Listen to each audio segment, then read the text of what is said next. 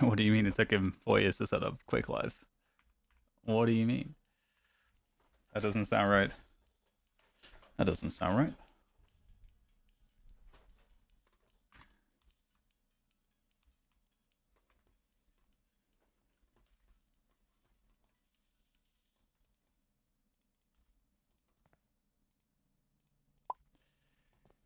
My sense is way too fast for aim trading.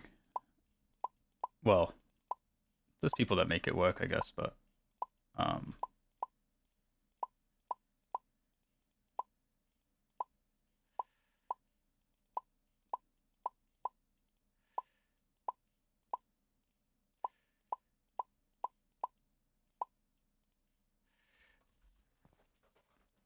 so I still don't think I'm gonna do the Maya review until I've played the Quake tournament. We'll see. I mean, I might change my tune on that one. We'll see. I thought it'd be cool to like have a tournament played on it. It's not too often that there's tournaments rolling around that I would actually play, um, but it's interesting because I watched a lot of reviews myself before actually pulling the trigger on this, and I felt like the reviews didn't really. I felt like there was a lot of information, but I don't know. I felt like for me, after watching the reviews, I was less confident that this mouse would actually be kind of or have as good of a feel as it does for me. So I need to kind of figure out exactly what it is that I feel like the reviewers sort of. What's the best way to put it? Like, I guess where they were inaccurate in that sense.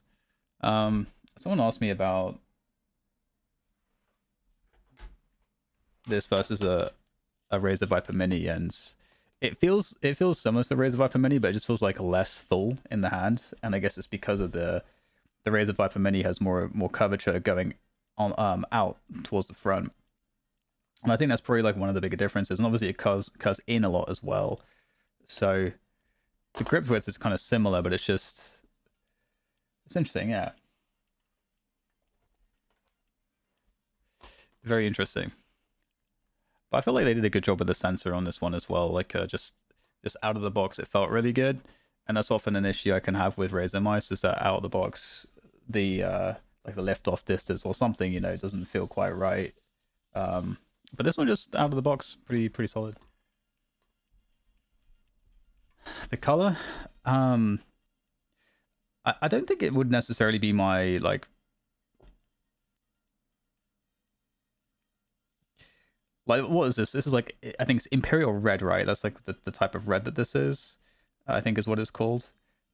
I don't know that it would necessarily be my first choice, but I think that it looks. I think it looks good though on on the mouse. Just I maybe would have done something else, but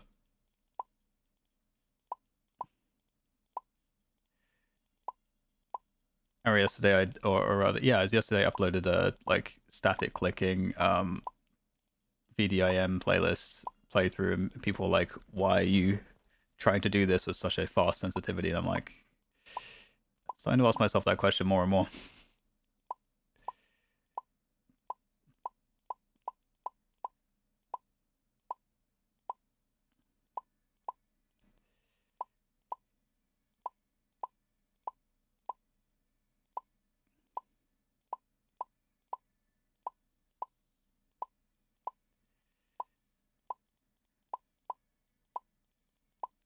Apparently, this music is safe for like DMCA's like royalty free and stuff like that. I'm hoping to use some clips from this maybe on the next playlist video because this is the playlist for today.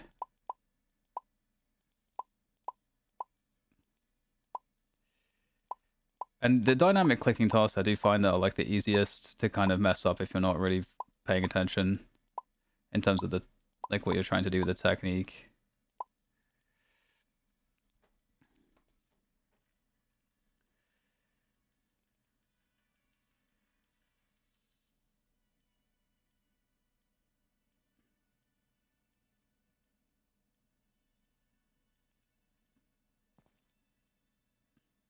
So mode 130. What's up, Apache? Yeah, it's super interesting. I mean, obviously the thing about this is everybody has different physiology.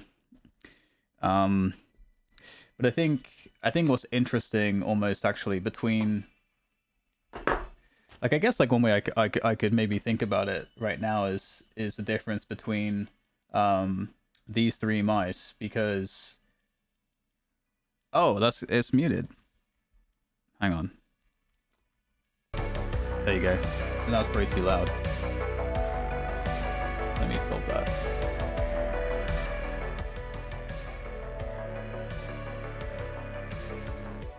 Is that too loud? I think that's probably okay. That should be better. Okay, that's fine. So I actually think that in terms of the feeling, this is maybe the direction I would go in. Like you have the Starlight 12, which I mean, I think a lot of it's to do with the curvature at the top and the back of the mouse, because these mice in terms of the length is very similar. It's pretty much the same effectively, the length on each of these mice. But as you go from the Starlight 12 to the Viper Mini, the curvature is more aggressive on the front and the back of the mouse, because the grip width is relatively the same as well, I would say, on all of these mice effectively. And you get a pretty flat, where you're actually gripping the mouse on all three of these, it's pretty flat. Like, it's not sloping inwards very much, it's pretty flat. So it's really about how the kind of curvature at the front and the back of the mouse changes the feel of the mouse, I would say. And it does definitely make the Razer Viper Mini feel kind of fuller in your hand. And I think one of the favorite things for me with the Starlight 12 is just kind of like how much play there is with the mouse, because there isn't so much. It doesn't feel like it's filling up your hand very much. You've got loads of clearance between, especially if you're fingertip gripping it. But the trade-off, I think, like I was talking about in some of the videos, is like the stability. And so I feel like this ends up being a nice middle ground, the Maya, where you get a little bit extra stability. It feels a bit more comfortable in your hand. Because of the thing with the Starlight 12 small, especially even if you have smaller hands like me, it just it still feels kind of wild to try to fingertip grip this sometimes in terms of the stability. Maybe with like a very slow sense that wouldn't matter as much, but that's probably like if I'm doing a review of this mouse, this is probably one of the ways I would start to think about it.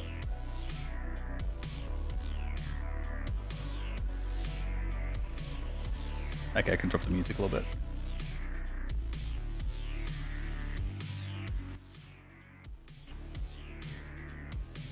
Okay, that should presumably be better, maybe like one little notch more down. Oh. Okay, I guess that should be fine. Okay. Yeah. So that's probably like one of the ways I would think about this.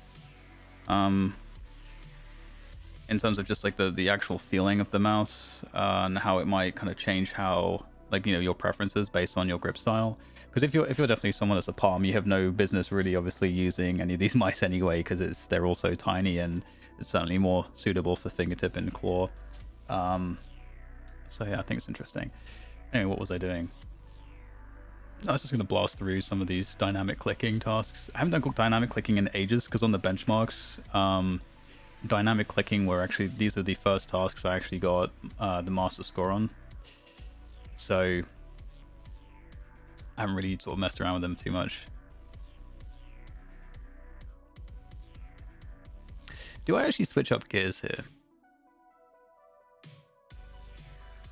I'm considering switching up gears here. Initially, I was going to go through this playlist with VDIM, but to be honest, I already have the master scores on these. So, and the point of VDIM is actually to improve. You're trying to focus on each skill grouping, one day at a time throughout the week, but it's definitely I guess the strongest overall skill for me. So maybe I just put less time into it. I might just try play some of the playlists instead, whilst I'm waiting for Mummy, because he's going to be on in about 20 minutes for some duels. I have not Apache. I've been pretty inactive recently, which actually has some benefits as well as some trade-offs. The trade-off being in general, like, you're undertrained, but one of the benefits of being undertrained is it's easier to kind of train in new patterns, and a lot of these things are about sort of figuring out, okay, what the technique is, and then trying to get good quality reps on that technique. And it's a little bit easier to do if, let's say, you're coming from less effective technique, which is a bit more sloppy. You can, of course, just spend the time with good training and train that out. But I think when you come back after a break, it's kind of a pattern interrupt. So it's a little bit easier to instill the patterns you're looking for or trying to train. So that's the positive trade-off. A lot of people, I think, experience the benefit with this the most in terms of decision making, because I think when people put a lot of hours into the game, I don't think people honestly realize how much the decision making pattern gets ingrained. You end up doing the same things over and over and over again because you're making so many decisions really quickly. So your brain wants to autopilot as much as it can. So that's, I think, one of the benefits people experience the most. And also there's kind of like an emotional clearance a little bit too.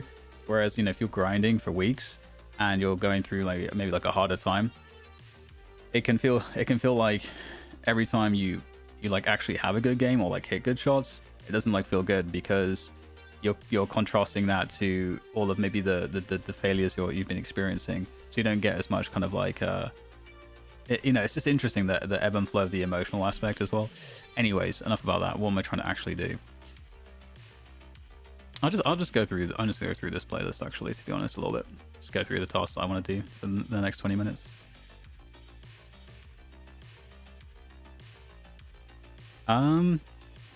There's not necessarily a rank that I'd like to be, because I think, as you say, like, oh, as high as you can go, or that celestial. I think that's... Oh, okay, I don't think AimLab like this. Sometimes AimLab gets really funny when you're trying to like open these playlists with the hyperlinks. But yeah, celestial feels like pretty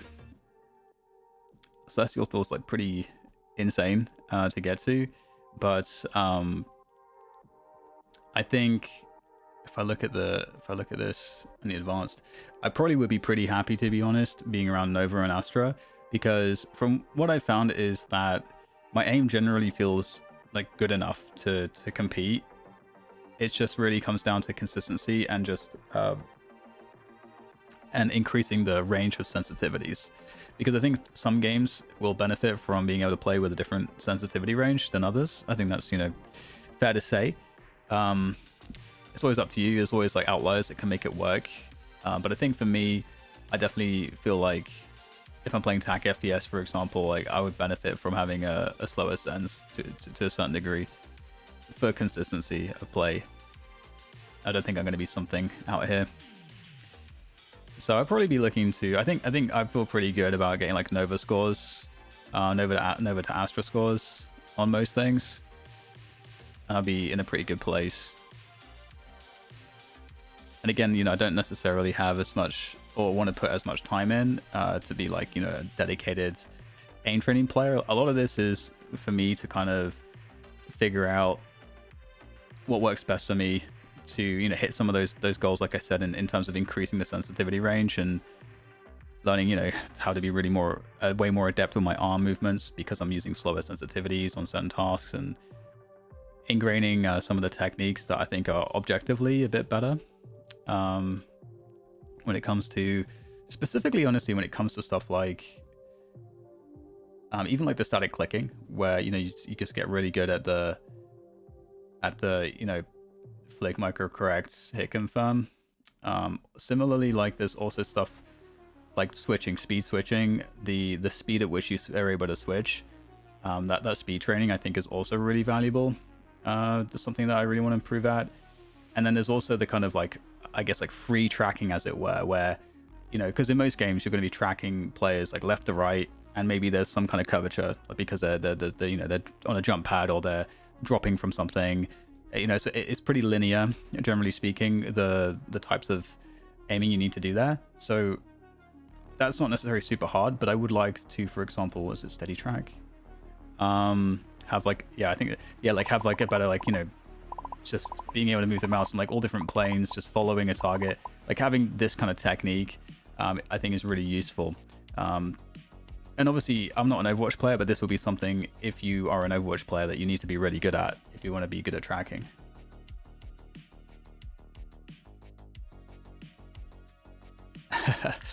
Flick Switch. That's just like so Project Velocity, they're coming in with a Quake Live League this year, this coming year, and they're doing a little exhibition tournament for North America. I think just to try to, like, you know, get some interest going, get some people playing. So there's this like a little tournament on challenge for NA. So I've entered this one. There's only 31 participants at the moment. We'll see how many people add up, and there's definitely some names here. People I've played before in Diabolical, I suppose, like Duel, like Aerobucks. I remember playing him in Diabolical. Duel Bars, I think, is the best player here, if memory serves me right. Fortunately, I mean, I don't think this will be how the bracket actually ends up, but I would love to not be on his side of the bracket. I feel like, yeah, Kali FPS was playing Diabolical, but he's an Overwatch player. He's got really good mechanics. Lex is someone who comes from like COD and CS, but like really learned later that he loved Quake and started playing Quake casually. But in theory, like, I should be able to beat the majority of the field, I would say. But I just need to get some reps in, for sure, in Duel.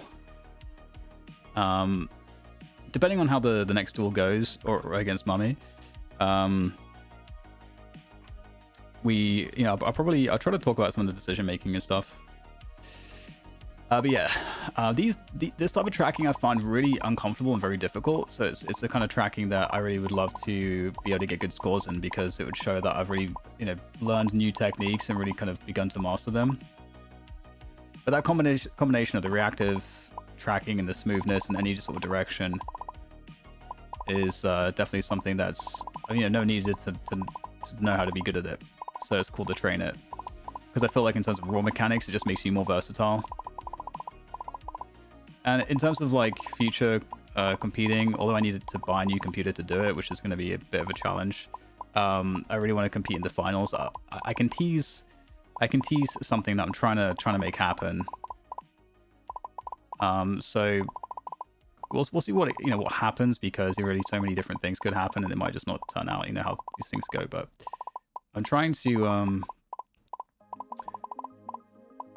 If like more interest drums up competitively with the game, I think I can probably play a lot with Waz, who a lot of you might be familiar with from like Team Liquid. Really, really excellent player. That might be really fun to play with him, and he's shown interest that he'd be curious to try that if things kind of work out and the game looks like it's going to have some cool competitions. And the other interesting one too that I'm really trying to get on board, who seems quite interested, is Sean Gares, which would be really fun, because we could kind of make it into a content journey to a degree as well. And you know, we get to compete a bit, we get to do the content thing, and possibly if there's opportunities later down the line, if we're actually competent players, we might get, you know, people might want us to cast, which would also be a win for us too, because we both want to cast still.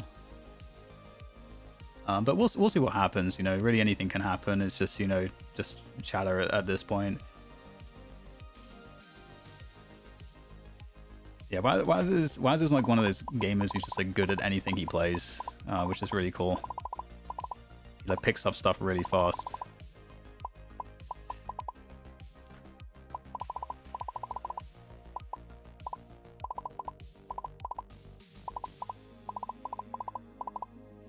But I definitely want to also try to represent with all of the aiming content people that are not, they don't want to be, you know, aim training only players. They're people that really just want to be like, okay, how do I get the most out of this?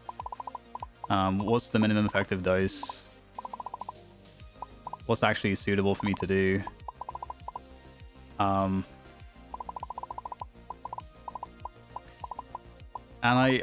Elysian and I've been back and forth on like recording another podcast. It's you know, he wants to do it. It's just been a bunch of schedule conflicts that's kind of prevented it from happening. And you know, people might know. Well, I have obviously a history with him in the sense of, you know, I was there at his like first like big lands and stuff like that. But also we recorded like kind of like a I would say like a pretty important podcast for me and a lot of other people, because I think I was at the Berlin Major when I did this podcast with him. It was like years ago now, like 20. God, I don't even know if I went 18, 19. I don't know, maybe earlier than that. I'm not really sure, but we talked a lot about sort of the stuff that he was doing with Jared Tendler, and I didn't know about Jared Tendler at the time. And so he introduced me to the concept of the A, B, and C game, like very briefly, and I was like, this sounds super interesting. And so I got him to put me in contact with his sports psychologist, Jared Tendler. So I ended up reading all Jared Tendler stuff, and then recording some podcasts with him, and then later like hiring him and stuff like that to work with the 100 Thieves team and all sorts of stuff. So it really kind of accelerated a lot of things that I was thinking about in the sports psychology realm.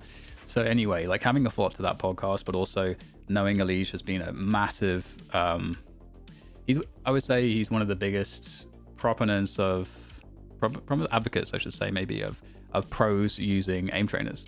He's been one of the people that's used it the most, and then he has found lots of great ways to integrate it into his training. And given how busy he is and how seriously he takes training, that's going to be a great conversation to have. The Foon, yeah, the mental game of training guy, yeah.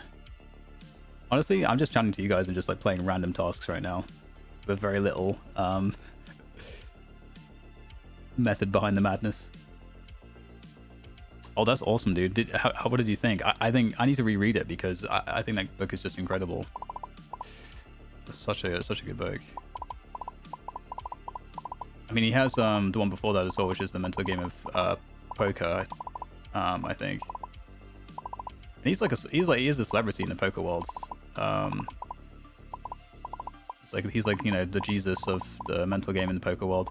I think since I don't know if he's like super active still in the poker world or not, but I know that there's some other like big players in that area, but he I think broke the most ground and is like deeply respected in the professional poker community.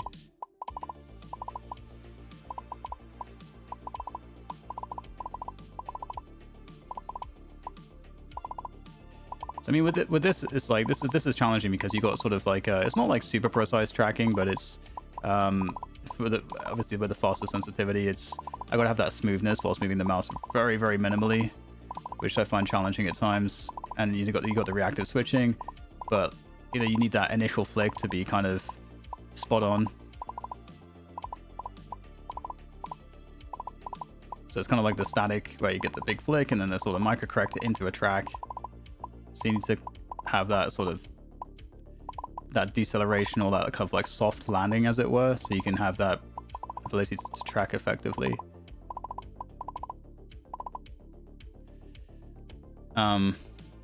So lots for me to improve on in this particular type of task.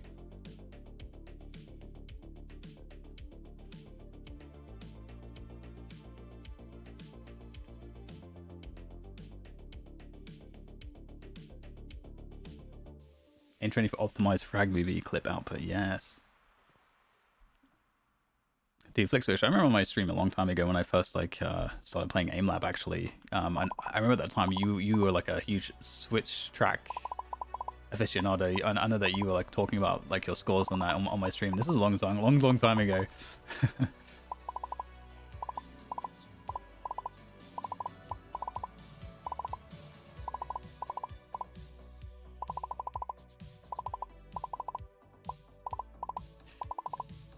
I think one of the things too for me that I want to also achieve in terms of like what we're talking about like goals with this kind of stuff is also like an aesthetic aim, just because I recognize in my last video I used the word like clean like so many different times, because there is like this sense of hygiene when it comes to your technique where ideally you have a flick and then you just switch between the techniques very flawlessly without wasted movement, without like sliding all over the place. Obviously Skypad high sense makes that difficult the best of times. Like good smoothness, like all of those different like tiny different techniques that you put together, that you're able to switch between all of them like very effectively.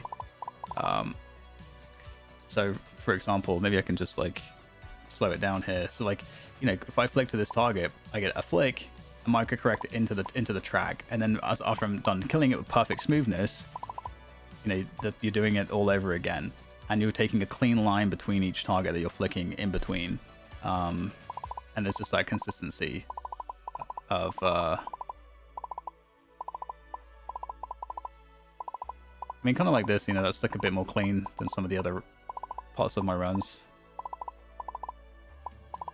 There's also the element of reading the entire board, because you're looking at the movements and you want to, ideally, you want to know when they're going to switch. And these, you know, these orbs rather, they go about, you know, the same distance and speed before they switch. So you can predict it pretty well if you're kind of looking at the whole screen.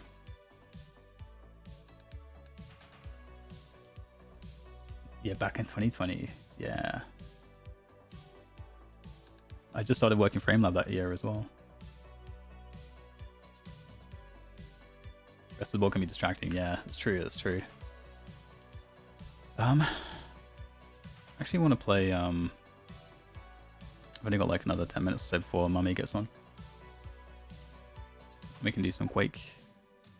But although I have, I think, the master score on this one, I like this task quite a lot. I don't know why.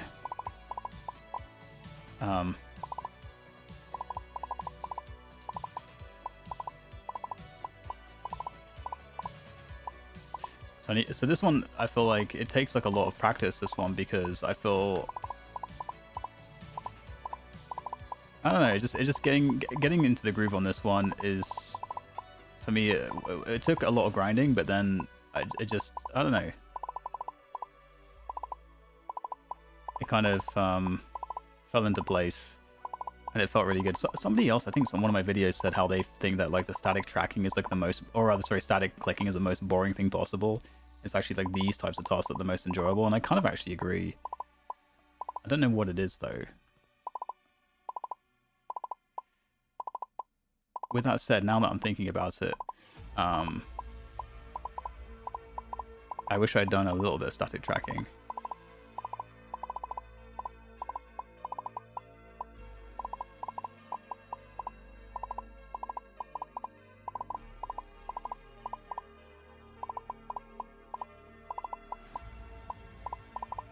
And with these as well, like sometimes because of my sends, I'm like, how much should I be using my arm for all these movements? It kind of feels easier than using fingertips. I don't know why, even though my fingertips are way more adept, it feels like way easier to use arm. Like I just switched to using arm, but even with a faster sends, I'm not sure what it is. But that's something I have to like figure out and mess around with too. Is and that's been my biggest challenge. Is when should I use arm? When should I use fingertips? When should I use wrist? I just want to do some 5-shot quickly. I hate those ones, flick switch, and I'm sure I'll love them eventually, because those are actually the hardest tasks for me possible. But yeah, those are absolutely brutal. I totally agree.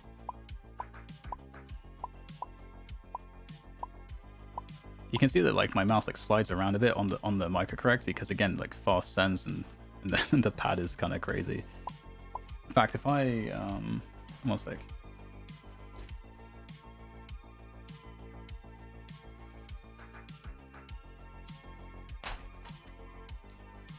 So I have this old dirty Artisan here. It's kind of fast, but it's a cloth pad at least. It's like, you know, so in theory I'm not going to get that same kind of sliding. The thing here for me as well is I want to use fingertips for all of this, but I have to use my arm on the bigger like movements. So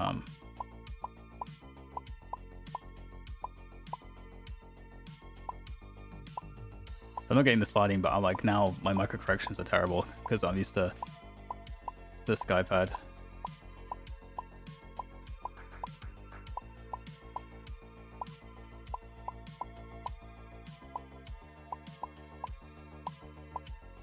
And because I'm compensating for the cloth, I'm using too much like tension and speed on the initial flick.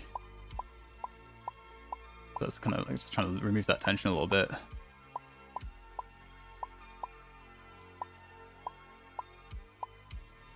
It's interesting how like in theory you get much more you get much more kind of overall control from the sky pads, right? There's like more that's possible because every tiny little movement is it's easier to kind of have that minute control, whereas it also increases the skill ceiling, I feel like, because it creates more margin for error,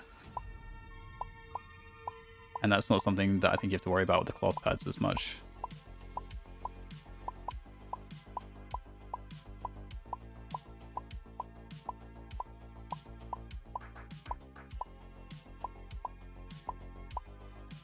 So these are like the trade-offs with the surfaces, and I think, you know, one thing I found as well, maybe this will be a kind of, maybe this will be like a strength of mine as I start to do reviews of products and stuff, is I'll probably be able to speak more to, you know, depending on what game you're playing, you know, if you're really trying to optimize for the game you're playing, what you know, are the trade-offs? Because, for example, you know, if you're playing attack FPS, where you're doing a lot of this kind of stuff, I feel like having less margin, or rather more margin for error, so you have a higher sensitivity and like a cloth pad, I think is actually probably more beneficial for overall consistency. There's always going to be some maniacs that'll be like really sick with, you know, like the stuff that's not optimal necessarily. We'll always have those maniacs, but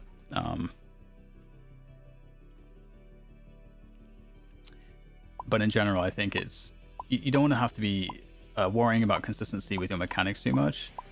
You want it to be pretty consistent.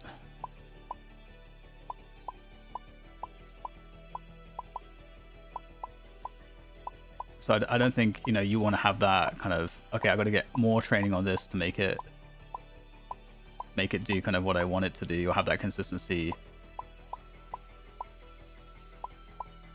Because I always get like these tiny little misses because I get like a little bit of slide on the...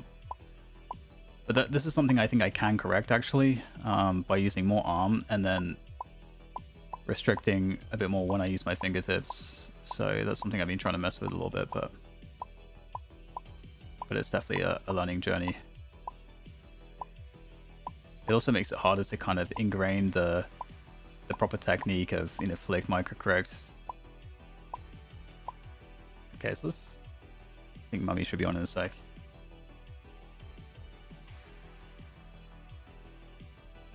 Control surfaces are both less granular and more quantized when trained well.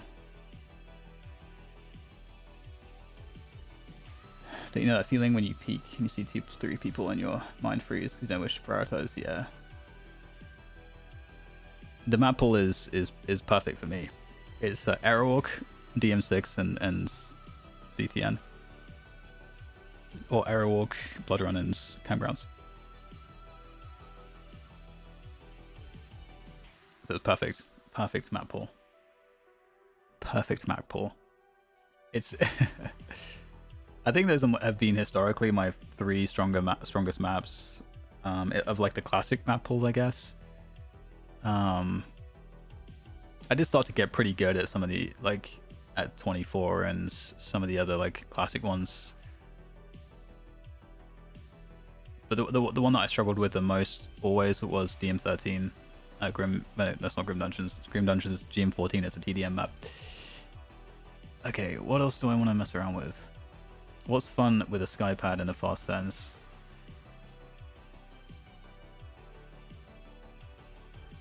I don't know, to be honest. Oh, Berry TS maybe? Do we have Berry TS? Isn't there Berry TS? Speed switching?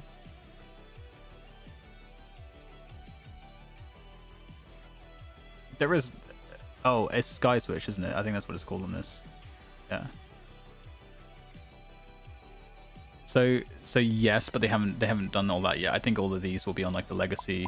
I mean, actually, maybe I'm wrong. Maybe they will do it. So this one's weird for me because to have like really fast and like accurate flick, I actually need to use my fingertips for this. But it actually is not optimal because, or at least I don't think it's optimal. It might be optimal.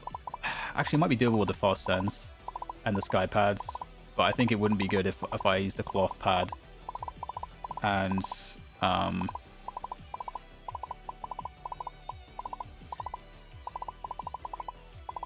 am I trying to say? Cloth pad and like a slower sense. And the reason is because with the fingertips, you get more play with a sky pad, with the less friction. You can do more with them.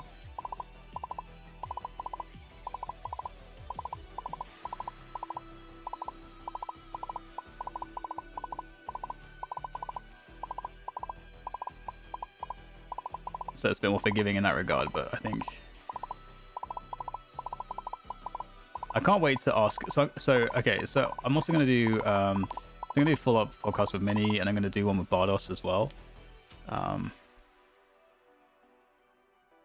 Oh, sorry for people on the YouTubes. I apologize. I always forget to open the YouTube chat. If you are on YouTube and I am not responding, Twitch is a lot easier for me to respond.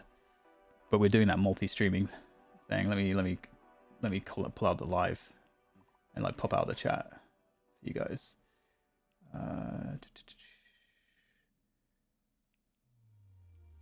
Okay.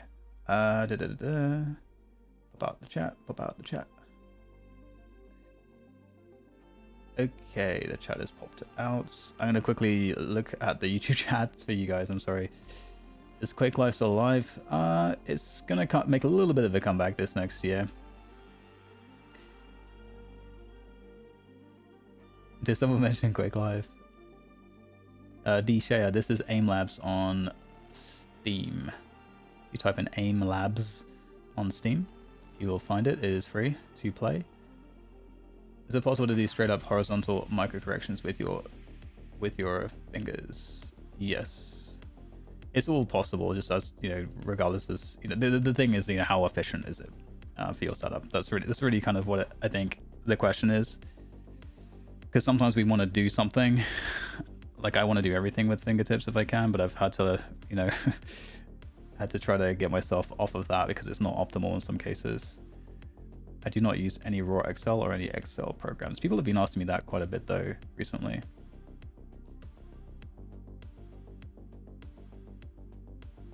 If I were you, I'd play lower sense and play easier scenarios first before easing into these scenarios you're comfortable with your main sensitivity. Yeah, I actually I've often actually done that. I've right now I'm wanting to get like more reps on the Maya because it's a new mouse on my typical Sens, just to kind of like feel it out more. But you know, actually let's see if Mummy responded. I can.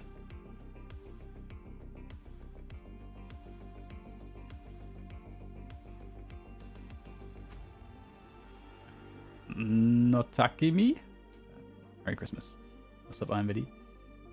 Okay, so I'm going to quickly see if Mummy is on because he wants to... We have a pre-scheduled practice right now. Because I'm going to... Let's bump this up.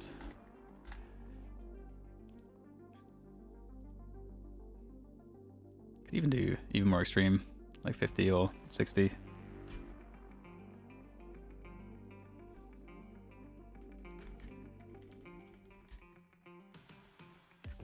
Okay, let's just do like a quick run, see how this feels. It's so slow, so slow. So now, you know, I have to use more arm, and then it definitely becomes a like easier to separate what should be doing what. But I have to sort of ingrain the technique. Oh, there's a little cluster. Little cluster.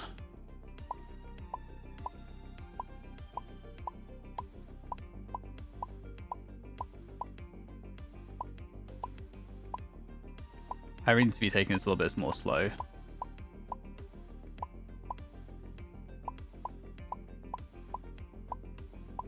Kind of build the speed, and as like the comfort comes from the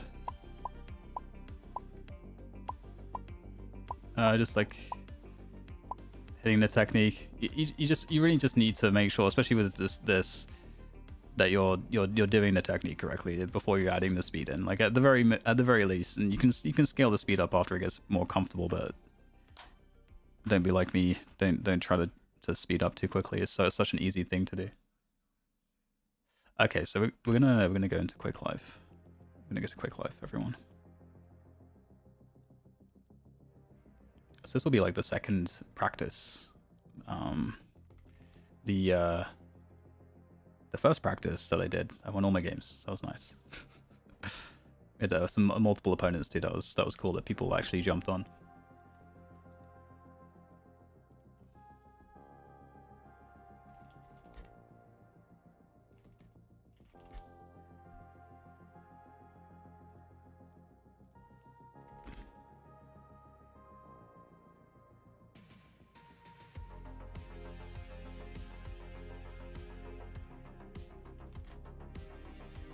Okay, let's get some duels going.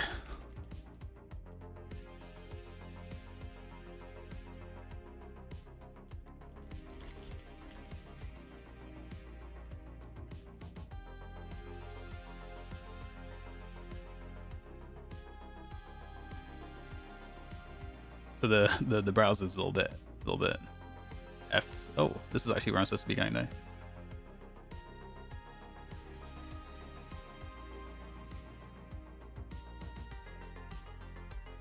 So the speed and accuracy thing, it's just that you really want to have the technique perfect, because if to get the best scores and also to be the most consistently good, you need to be able to hit the targets. If you're spamming too quickly, especially on static clicking, not only do you lose points if we're talking about aim-labs, but you're also in a position where your technique will get like, suddenly you're missing targets, and so you just won't be able to hit as high of a score. So, and it does kind of correlate, because obviously that's how you optimize for score in aim labs. But at the same time, if you're playing in game 2, and you know, static clicking, if you're like really trying to get good at that skill because you value precision, what's the best way to put it, like really the thing it's the most similar to is like very low time to kill games where you're looking for that headshot, right? And so you can't really afford to miss when you're playing those games, because you will instantly die, because they will hit you in the head and you'll die first. So you want to be as quick as possible, but you want your technique to be on like as accurate as possible first. Otherwise the accuracy, like it's just kind of, the speed is meaningless if you can't, you know, consistently hit in that particular, I don't know if that's like the best way to put it, but yeah.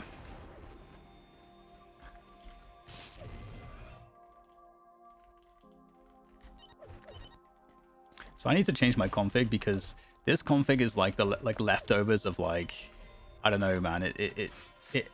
This might be a config from like 2015. So there's all kinds of like weird stuff in this config, and like FOV switching and you know, all that kind of stuff. So like this is just, you know, FOV switching, right? And it's kind of disorienting.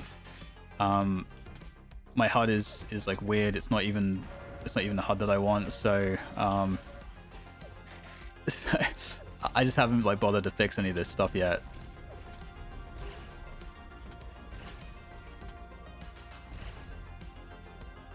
So I actually really like the SkyPad for Quake. I think SkyPad for Quake is actually like optimal. Okay, so let's pause the music.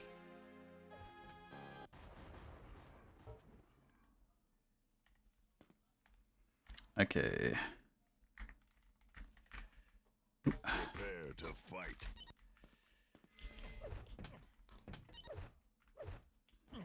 Let's try to actually get good timing.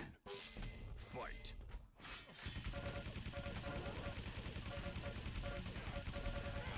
Lead lost.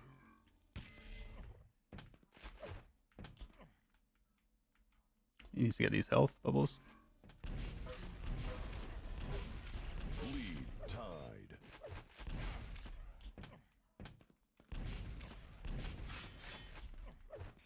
So Mega's taken like pretty much straight away, so like 38 is when it's going to come back. So I get the LG and try to pressure it. He will have position on it though, that's the issue here.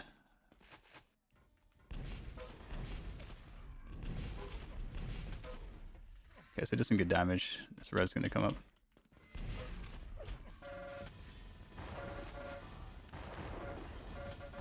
Lead taken. Oh, he's not up yet. Oh. So we're splitting the yellows, but I'll have the guns.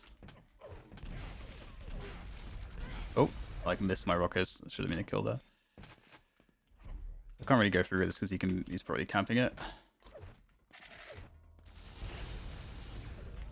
Lead tied. It's Megas now, so it's 40 next back.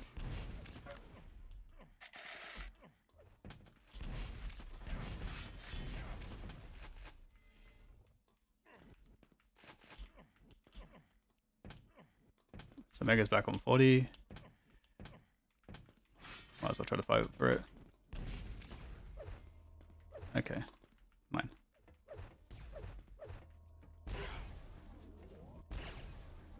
Oh, I'm done. 49.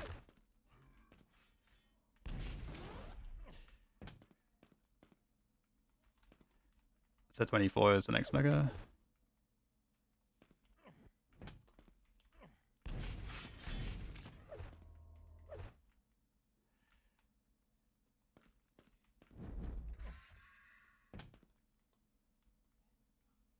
Important thing on this map is to just like not give a lead away. You can always stack up on armors, so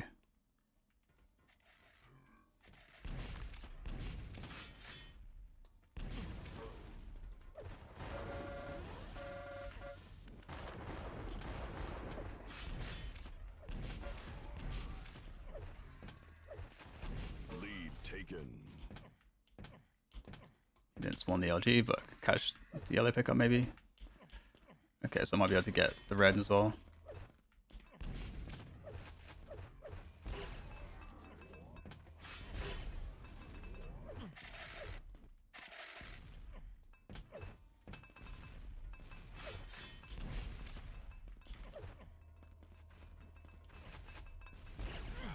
Oh, that directed me. That sucks.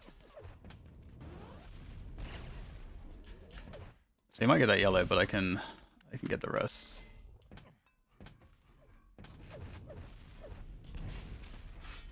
So instead of going the TP to this yellow, he went to pressure the red, but he was late, so you should try to challenge this yellow. Oh, wasn't expecting that. He's very low on HP, so that's actually fine. I can try to like ambush these bubbles. Okay, so I can just head off the Mega still. Now he's getting the bubbles.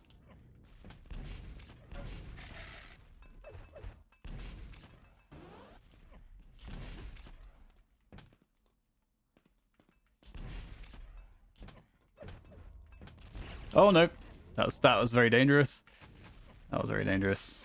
Will he actually take the CP after taking the yellow? Probably not. Oh, he does. Oh, I got a direct, so perfect. So he probably has to go to the rocket right now. Oh, he's actually not picked up these shards. He's just trying to play the hide game.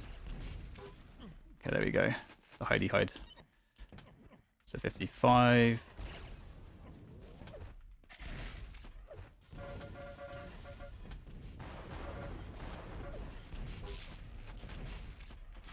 $55 as well, so they're at the same time.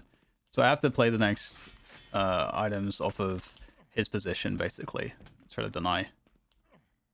He likes to play up here, actually. He hasn't taken this rail yet. He just took that. Okay, so I'm going to challenge for this red. So 55 for both. Oh, he's in a bad spot for both items. So I'm going to pick up both. So taking that rail damage doesn't really mean anything at this point because I'm so stacked. I don't need to pick up these shards, but red's going to be next. 55, 20 is the red. So I can just play an ambush here, just play a trap. It's about to spawn.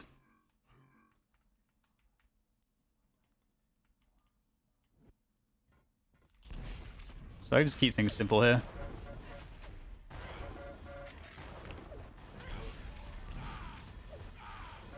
Ah! Oh my goodness. That was painful. So Rega should be now. Yeah, it's kind of scary. I was a little bit too... It took a little bit too much damage there.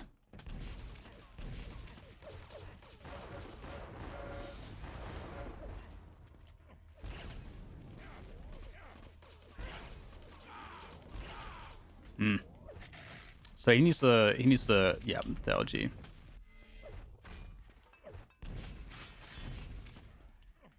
So he's either at the rail or he's gonna hit this TP kind of late, but he's gone for the rail.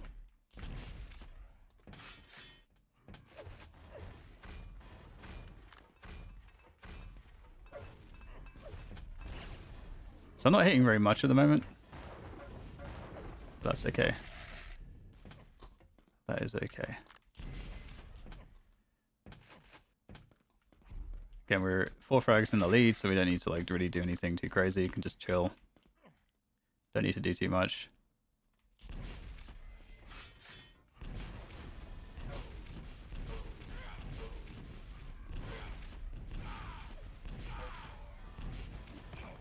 I thought he would try to like dodge towards the HP, because normally what you want to do is try to take HP mid-fight, because you kind of change the effective stack size in the fight. But did not happen. So will he drop after taking the reds? No.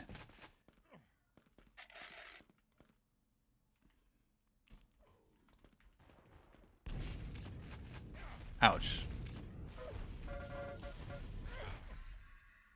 He actually directed me. It was Sag.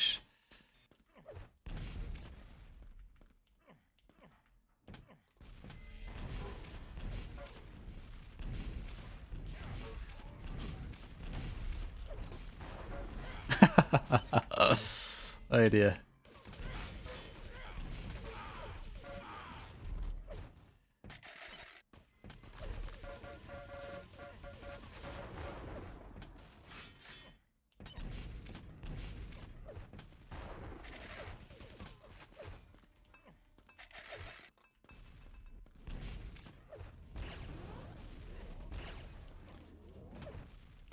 Damn, last time I played on the Maya, it's hitting all the rails. Oh my god, it's these directs. That did not look like it was gonna hit me. I'll put that one down to the anti-lag to netcode. Because projectiles get a bit funky with that sometimes. Where it's like you're like, oh, I dodged this projectile, but in reality, it's very much not the case. I don't really want to go to lower level because okay, he's spawned there. That's not good for my health. So now I'm on the run. I didn't want to drop to lower level because he could have spawned down there and the Mega's next, so odds are he kind of wrecks me when it comes to trying to pick up the Mega. Sometimes it is a little bit of a gamble in terms of the spawns.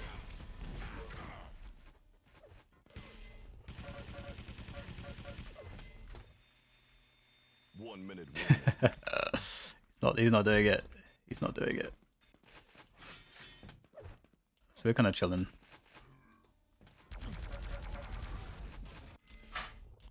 We are chilling. Oh, I thought I had the rail out there to like finish him off, but I didn't pick up the rail.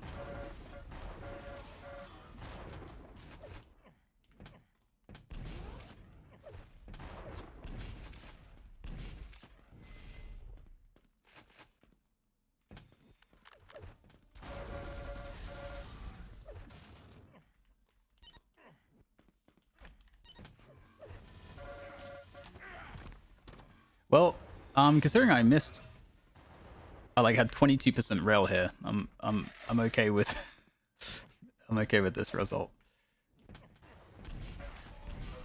Just have to get the rail going for Arrow Walk because that's it's definitely a rarely map.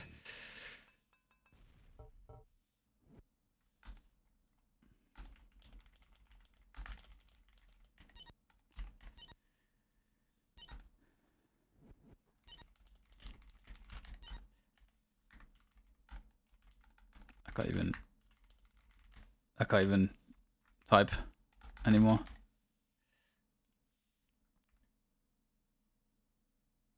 Vote now. You know, it's a good question. Like, so did Mew even use? Did he even use like a glass pad? Because with a glass pad, yeah, you should have a sleeve for sure. If you use a glass pad, have a sleeve. That's the rule. But if you're not, and I think he used a cloth pad.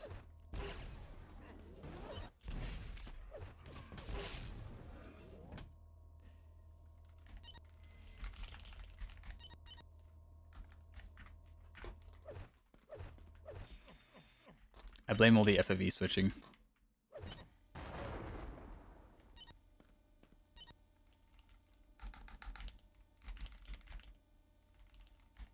Oh, look, I just cannot type. It's just it's atrocious. It is atrocious.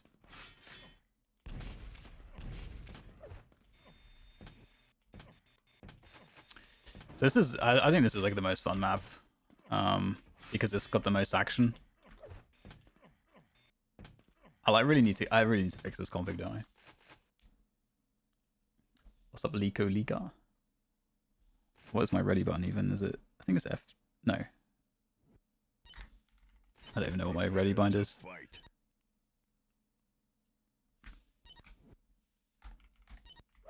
Three, two, one.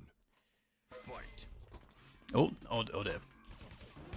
Oh, worked out.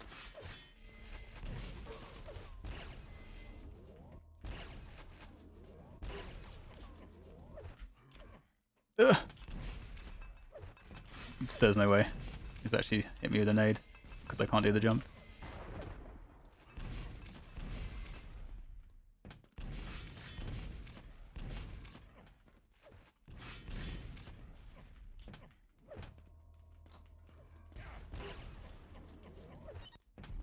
Oh, gotta get this mega.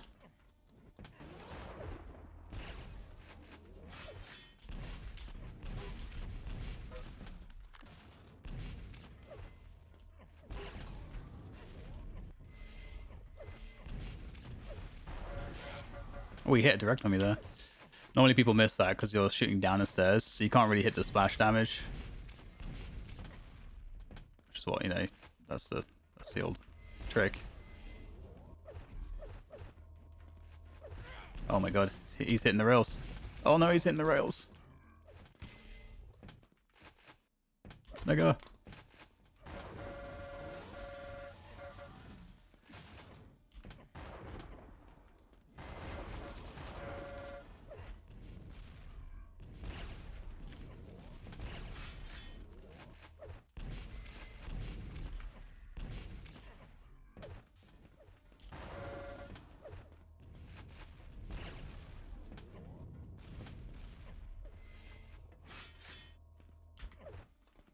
Oh, he's crazy.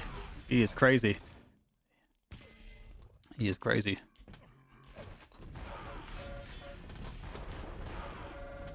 Oh my god. He's taking some good direct rockets. I really struggle with that. Oh, 35 on that.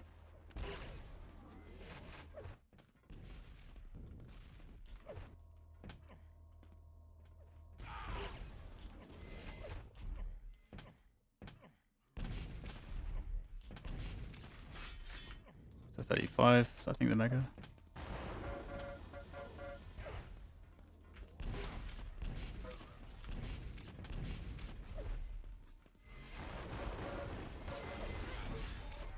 Oh my god. Oh my god. He's doing a lot of like extra damage than I expect all the time.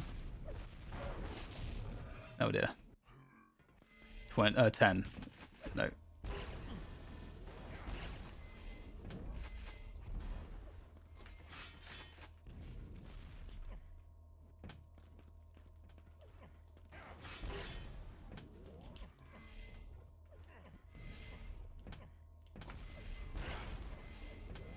Oh, he's going for it. I keep thinking he's going to go for position on the item, but he keeps like going for the fight. 50.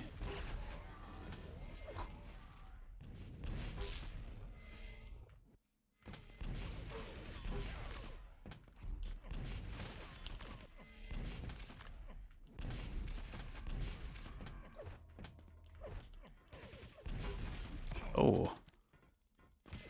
Me in the directs.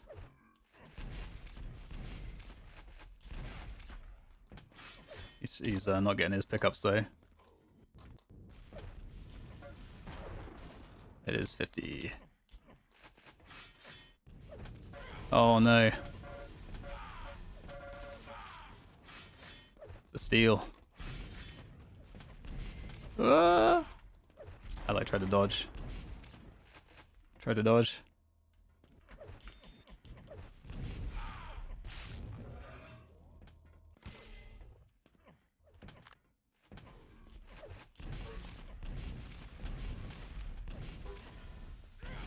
Oof.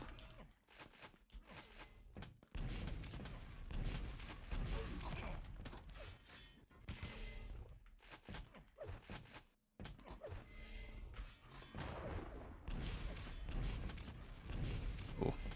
10.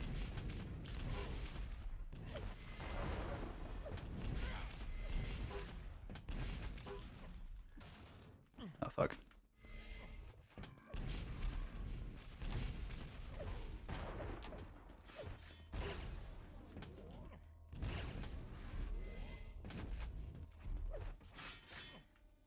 Five-minute warning.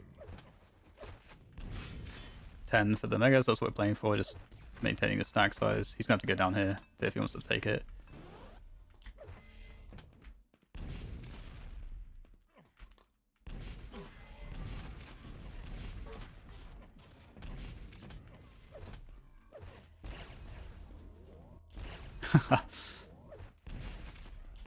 My pressure off this. Oh, we hit another one. My pressure off the spawn has not been ideal. Just trying to avoid him here so I can get this armor. So 45 is what we're looking for. So just gonna try to jump on it.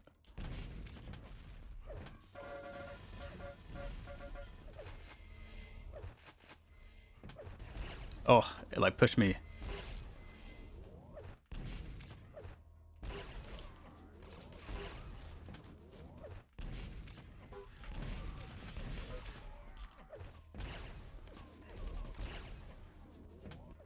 Oh no. Kind of works out though because he's so lit. He can't really. I'm just gonna win this next fight, so I end up killing all this time. Then I get to pick up the items afterwards.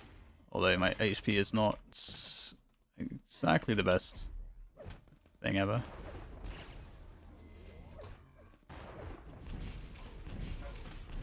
Oh wow, he stole that.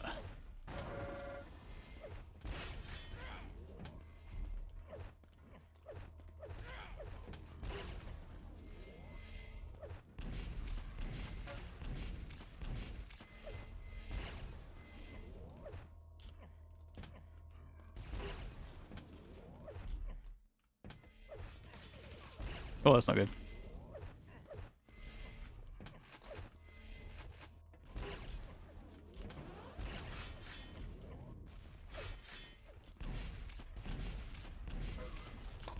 Oh my god, what happened to my mouse?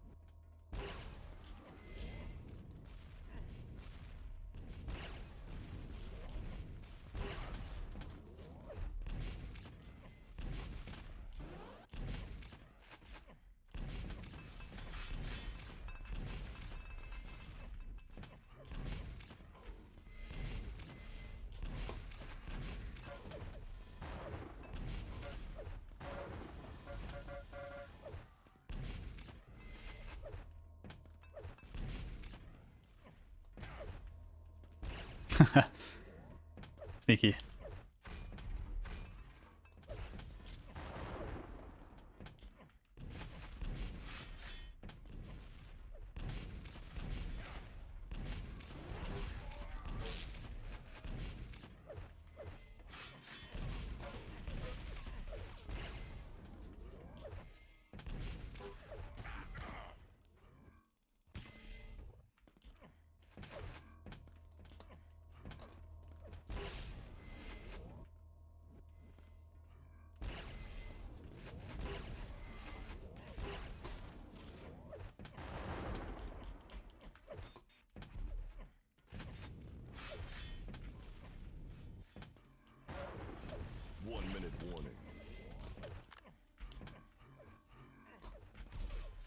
Messed up the jump. My movement, not what it once was.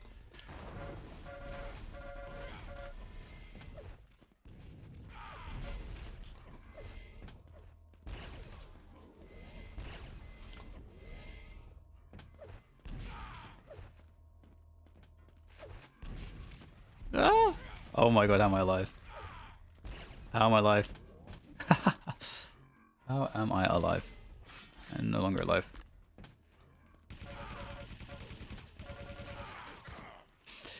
Alright. I was about to time the item, I'm like, oh, it's over. It's over, man.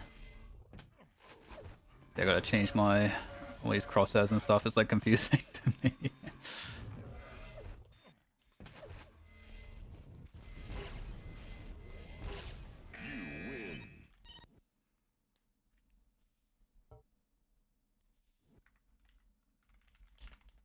Why can't I type?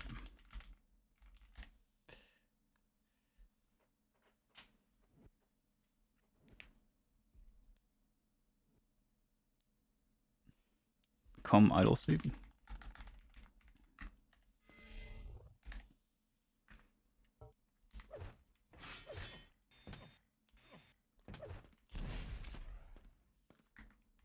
Vote now.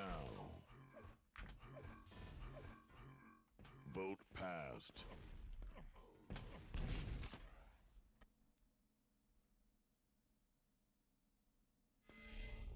Oh, interesting.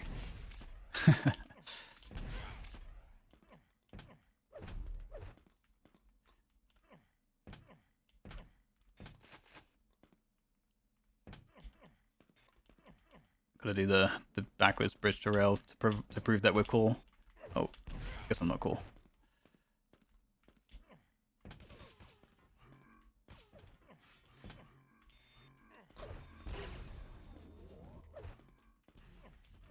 Can we do the...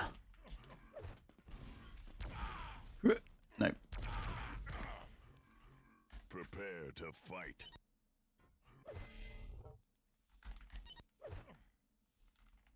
Three, two, one. Okay. This spawn, I never know what to do with this spawn. This is not like it's not like a classic spawn. But it's okay because, you know, what do I have? I've got the mega, I've got the rocket.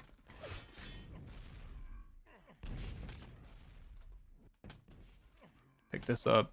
And it's I just need to get like position to do some damage on the red now.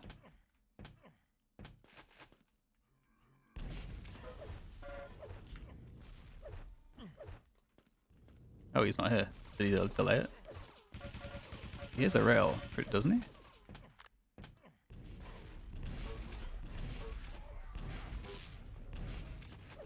I had to like wait a split second there to see which way he was going to move before shooting that rocket. Otherwise I would have totally missed. Again, 55 for this red, so it's going to jump straight on top of it. I think actually it was a little bit delayed. Now he's got the rail. Ooh, that's nasty. I didn't... He got like a pixel shot there.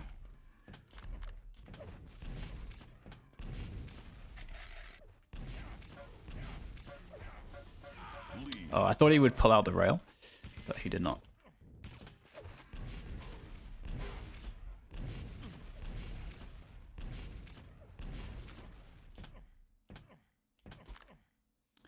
You need to like not give kills away on this map. It gets really bad if you let them get momentum.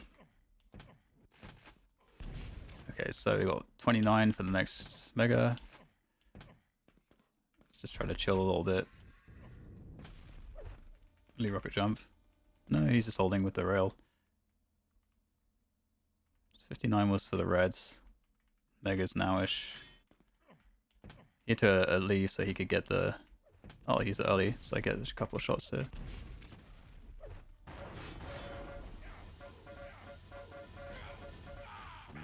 I missed my LG. It's not good.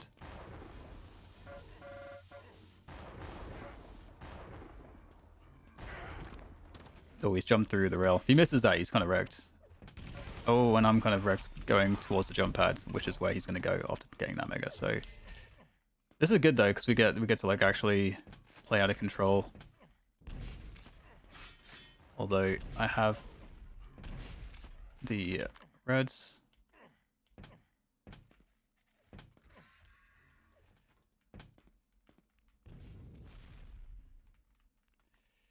Not sure when this is.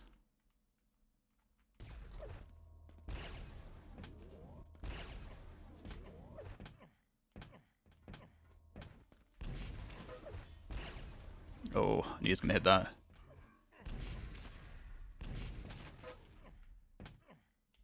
Okay, it's gonna be 29 next.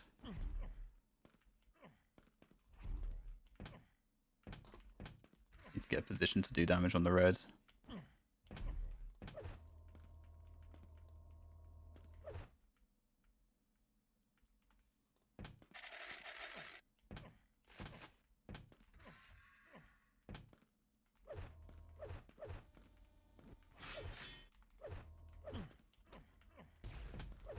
Oh, I thought he was not up there.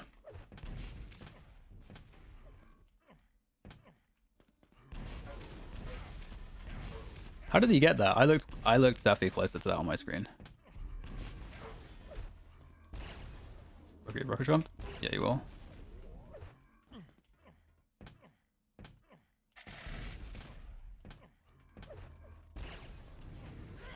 Oh, he dropped and then hit it, and that sucks for me. There's not enough time to delay. I need to know when this mega is, that's the main thing now. I forgot to time it. Did I hear it? Okay, so that's going to be 54, I think, next.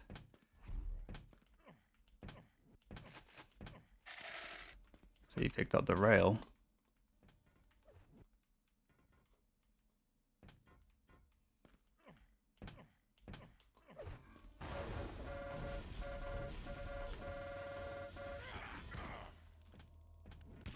So 54 was the mega.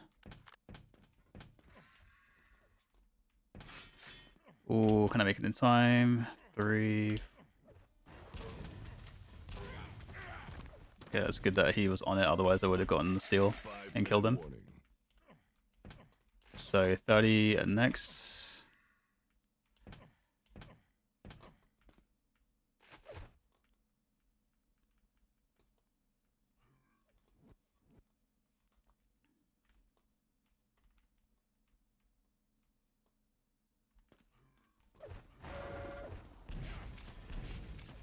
Did so much damage there. I'm like not able to delay him so far, which is the big problem. If will he rocket jump up? No, he will not. If I can get the rail.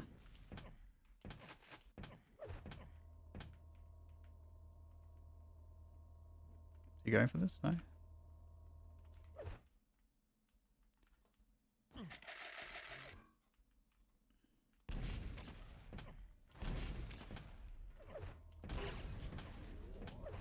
This is on 5, so he's mistimed it. Oh, he's out of position. He got it. He stole it again. On my screen, it was like I'm on it for sure. So I guess maybe that's just like the netcode thing. I guess, I don't know. Or maybe I'm crazy. Both possible. Not having the lightning gun here is not good. Will he drop? No, he's not going to drop. None of my plasma hitting.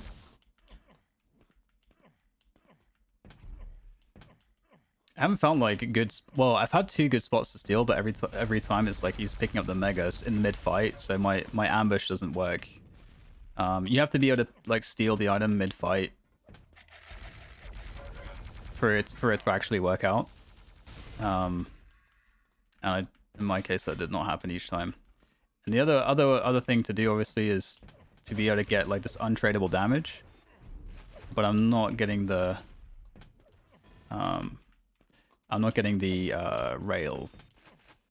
rails basically in these spots.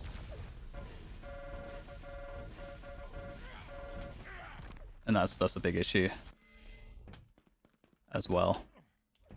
And it's like earlier I was like, you gotta like make sure you don't die because you don't, on this map, you don't get much time to come back.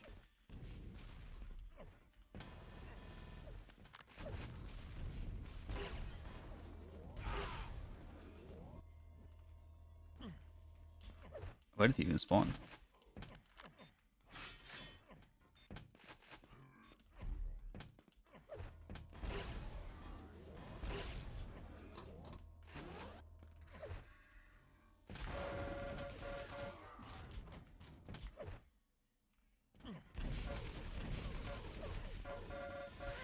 No, dude. That is unfortunate as fuck. Where'd he go? Oh, he went to the yellow. Interesting. That's so unfortunate. Is he going to go for the rail? I would assume so. No?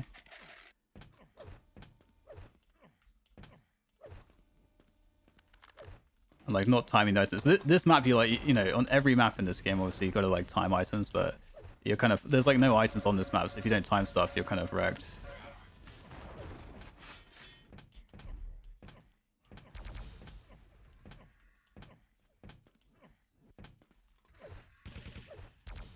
So he's probably going to go for the rail here, I would guess.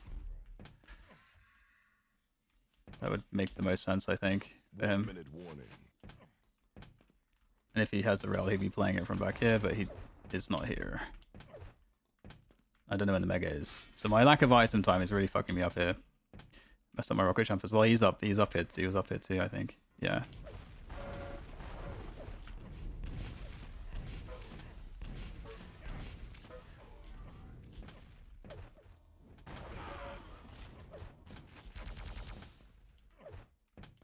Mega should be now. Pretty sure. Mega? Question mark? So look how bad my item timing is. It's terrible. It's terrible. So no time to come back, sadly. Yeah, there's like two or three main things you can do to like come back.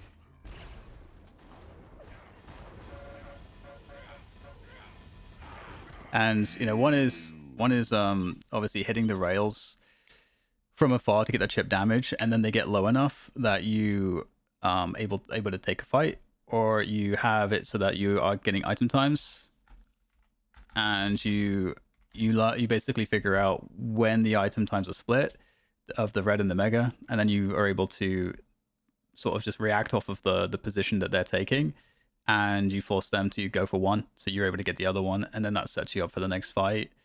And then the other way as well is like ambushes with rockets and stuff like that, like trying to find like figure out their route, the route that they're playing or taking, and then trying to get just basically some good rocket damage on them on that map. And there are certain positions that are like good for out of control that allow you to have like multiple options based on what they're doing, and there are spots that are like hard for them to attack into. So for example, like the bridge is a pretty good position in that sense, because when you're up on the bridge, if they try to come through the rocket, it can the rocket launcher, like if they come from the mega side into the rocket launcher, then you can probably do a lot of damage if you've got LG or rockets. You can delay them a lot and do lots of damage. So it becomes really unsafe for them. Or, you know, similarly, like if they don't take that route because they think you might be up there, then you get the high ground basically, and you can shoot down rockets, and maybe you get land some good shots, and then you can kind of like peel off basically. So there's definitely like different options, but you have to be able to read the map well. You have to always have every item time, and you sometimes you get so like deeply out of control, you kind of have to start with like learning the item times. And what really good players would do is they will like delay the items, because one way, you know, you're going to be coming back is one way you're going to be coming back is you're going to be doing it by like dropping on the item as it spawns. So you might take a little bit of extra damage, but you get a bit of a boost to your stack mid-fight, and that's how you can even the kind of effective stack sizes in the fight, to be able to like maybe switch control or do so much damage that with another item spawning soon, they're kind of wrecked, because off the spawn you're likely going to spawn on it, and if they try to challenge it, they'll just die. So it's another way to do it as well. So there's So those are the main options when you're playing DM6, and it's just all about timings, reading the positions, finding ways to do to kind of do that chip damage. Prepare to fight. Okay, let's play the Blood Run. Blood Run's definitely like you can play Blood Run really aggressively, or you can play a little slower. I think there's more like play styles which work on this map. Ooh, let's try to get the rail. I want the rocket, he wants the rocket. Don't rail him.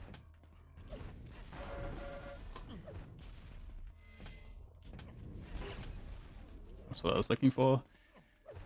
So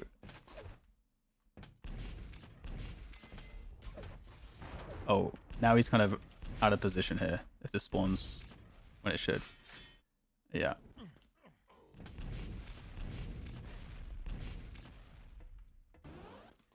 So that's 13. Oh, that's set up. That's fine.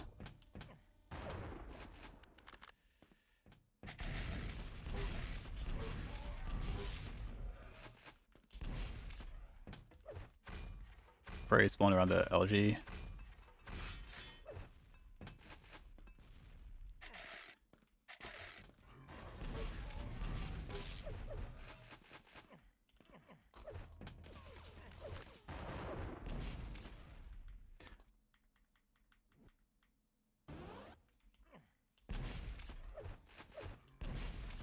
Oh, that's not good.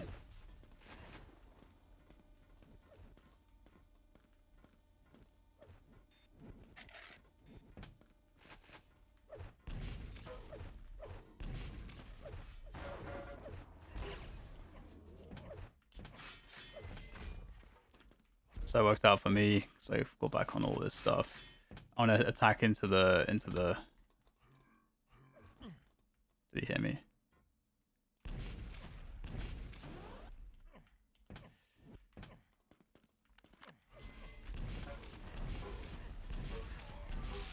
$15 for the next mega, or 25, sorry.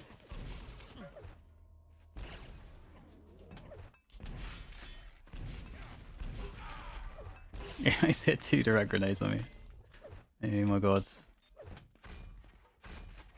That's not nice. That's not nice.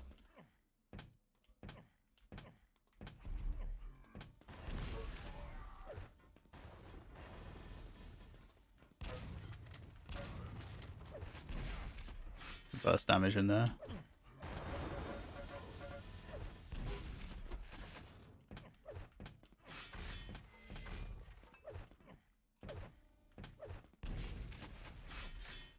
Okay, rocket red next.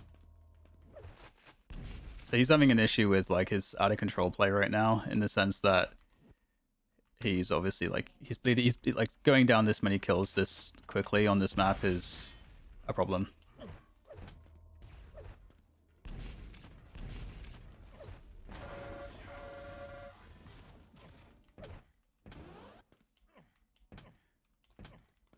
And the reason is because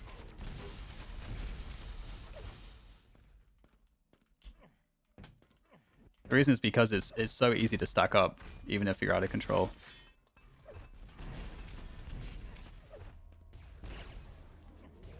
So I didn't need to even try to fight him to take damage. I can just take items instead. Mega's not for another like 10 seconds or so.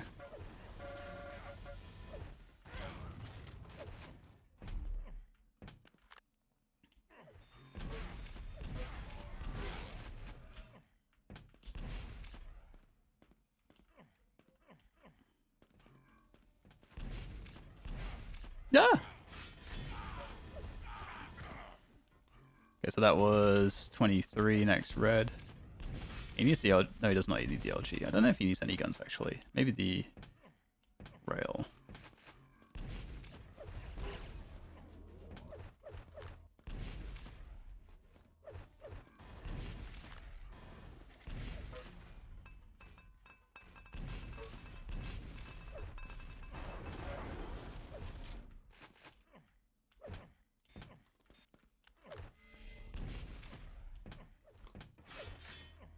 $55.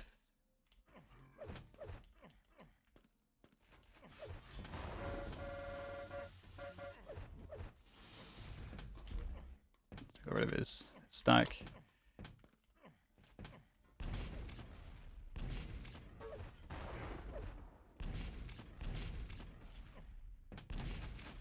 Okay. Oh, interesting. I was gonna say Minute warning. he had position on the Mega there.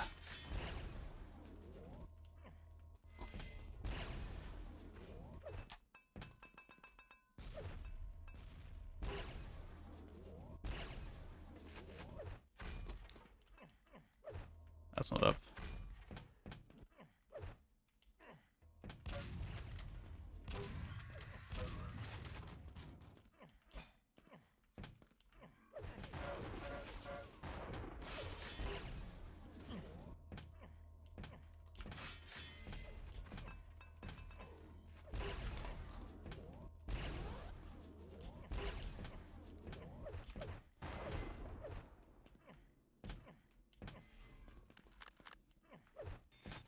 Am I late or am I early? Let's go into the rockets.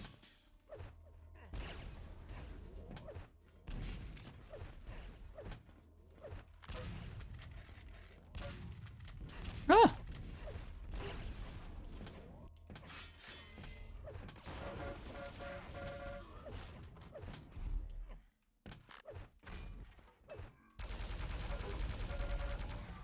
Well, that was lucky.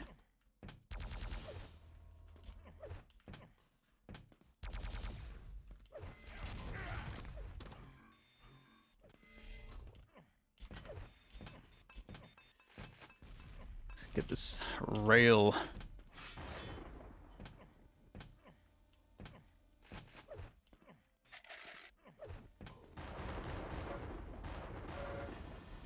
Okay, it's not a fight I should be taking right now. I'm getting kind of cocky there. I shouldn't have needed that fight.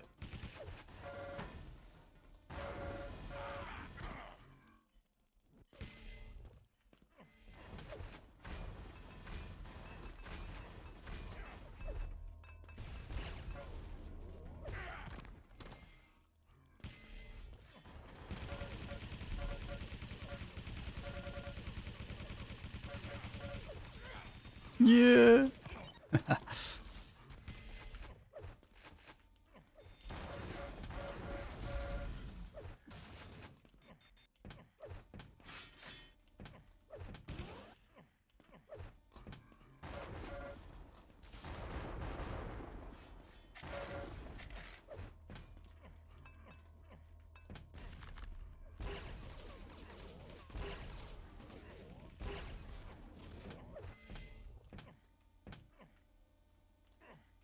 Now we're just fighting. I feel like just running at each other.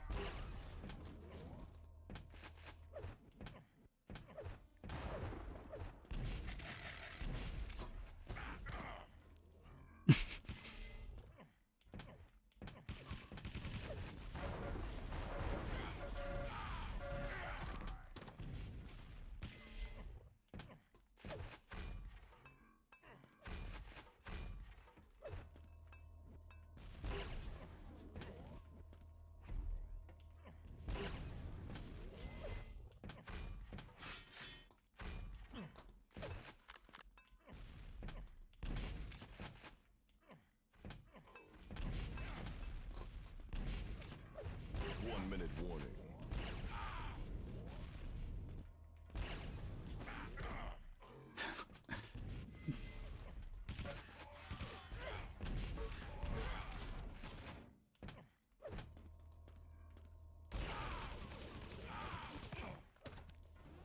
Full kills then. Yeah. Yeah. The scoreline's so huge at this point, you know, you might as well.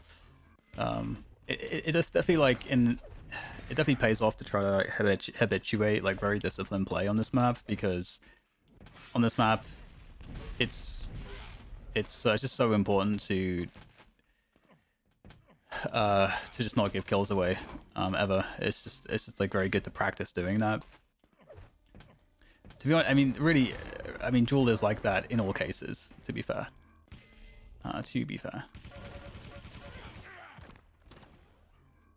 yeah, just disclaimer: this is not how you play in CTN.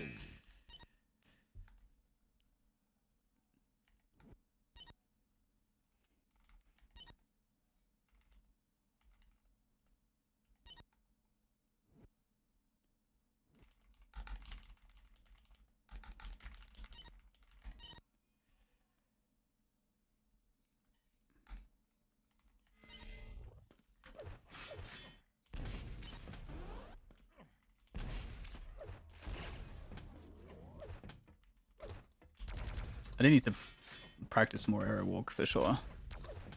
I feel like that's gonna be, and campgrounds as well. I think this one will be probably a little bit easier, because if in doubt, I feel like I can probably slow play this map decently. But it's aerial walk where you kind of can't get away with not. I feel like not being drilled on that map.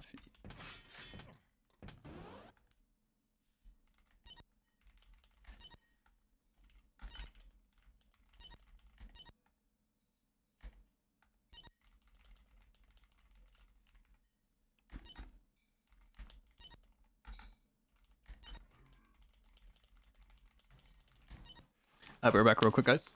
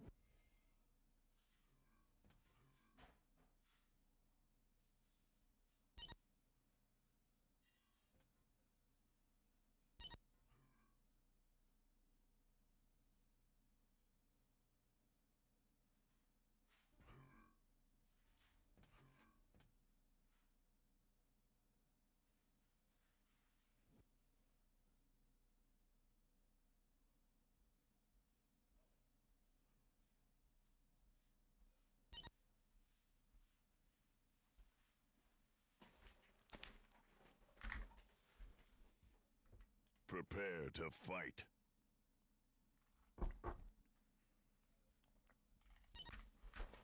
3, 2, 1. Fight.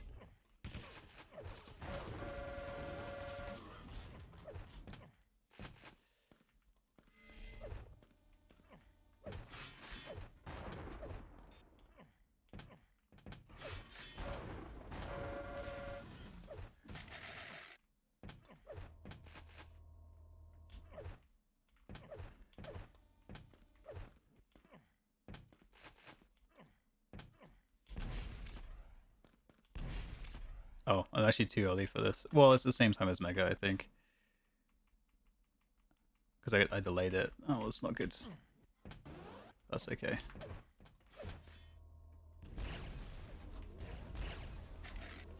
Missed both my rails. Oh dear. Oh dear. So I think it's gonna be like, what, 2 or something? When is this? When is this? It just spawned.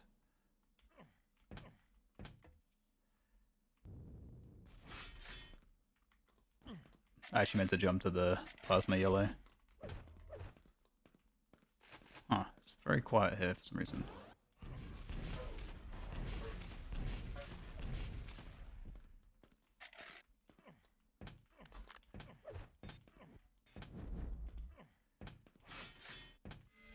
Movement.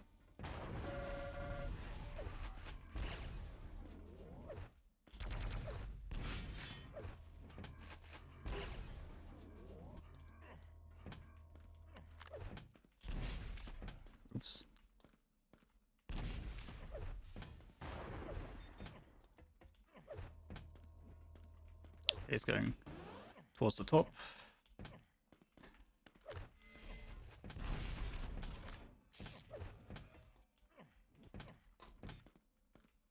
Can we get this before I need to get the reds? Red is gonna be what, 43? Any mathematicians in the chat?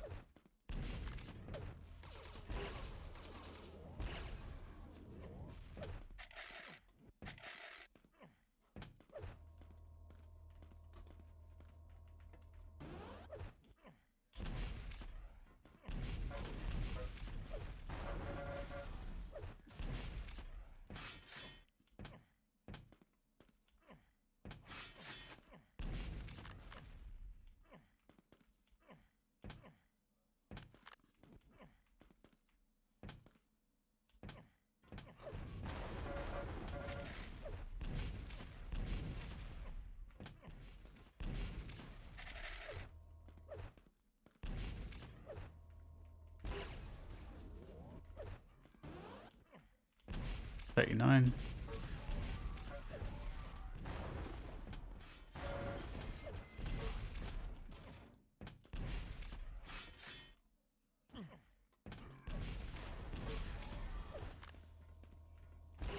You think you have a shotgun, but I don't. So he's gonna either drop for the rail or go to rockets.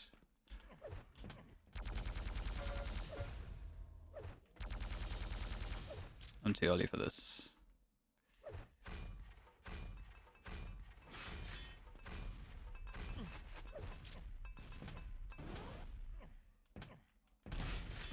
Oh dear, 19.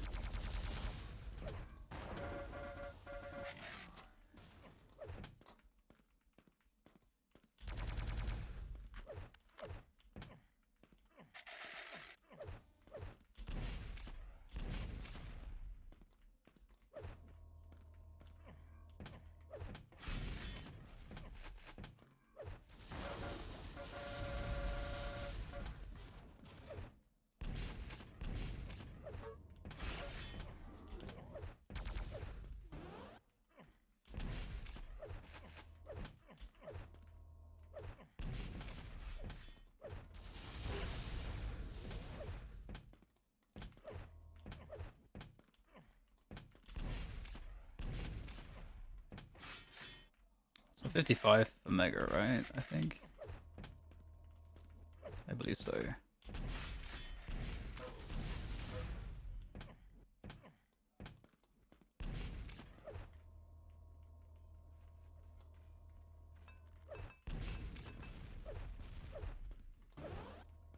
Five-minute warning.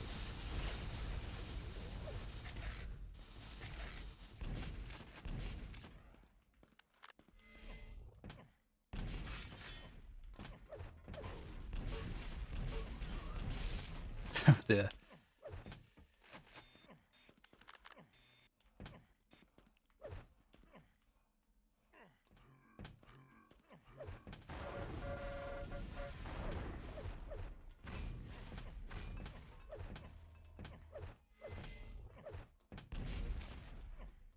Steelers HP.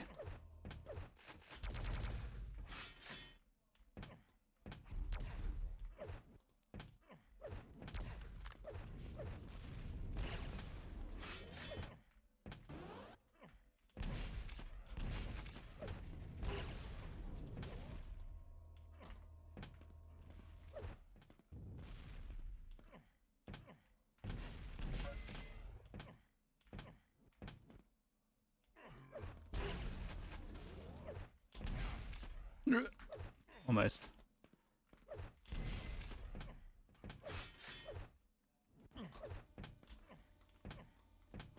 Oh, I see.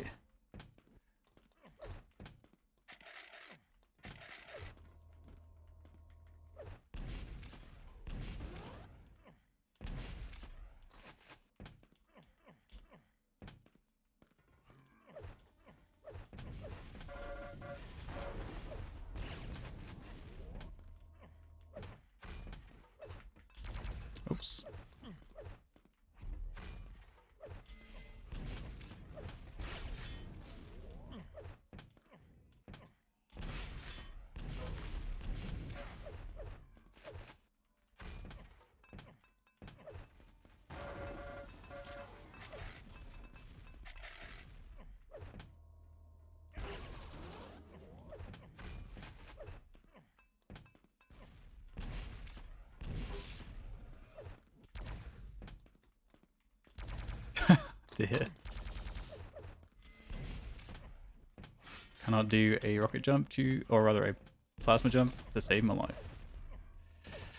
It would seem.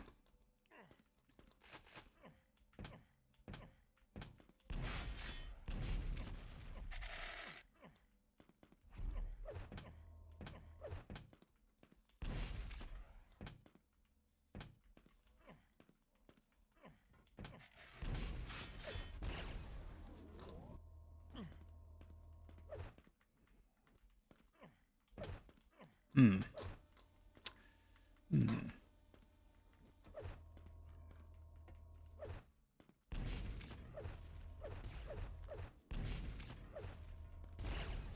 It's not rocket jumping.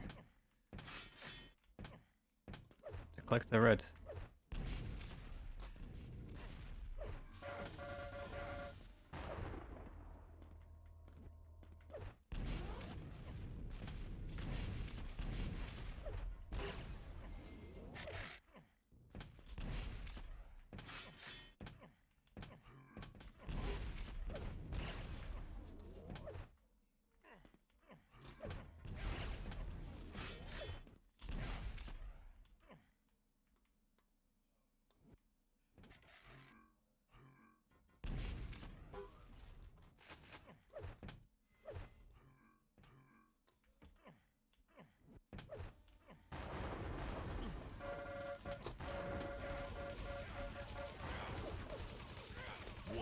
Warning.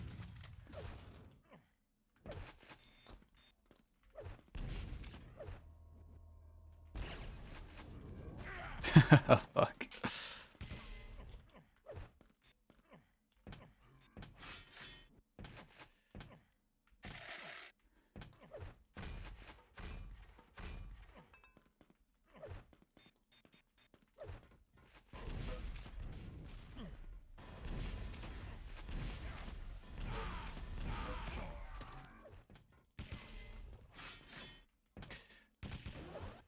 Alright, let's get the last kill. Ooh.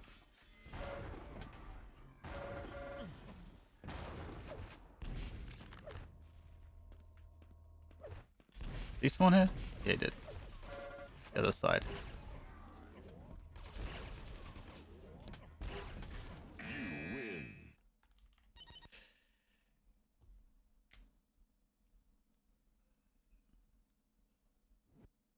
He loves sinking items when you're in control. Yeah, I mean that's definitely a that's definitely largely due to the fact that my item timing is terrible right now because I haven't really played Quake Duel in like I don't know, man, a very long time, very long time.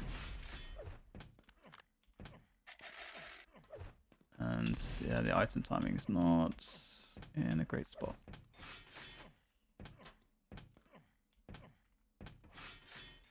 Yeah, ages indeed. It's been a long time.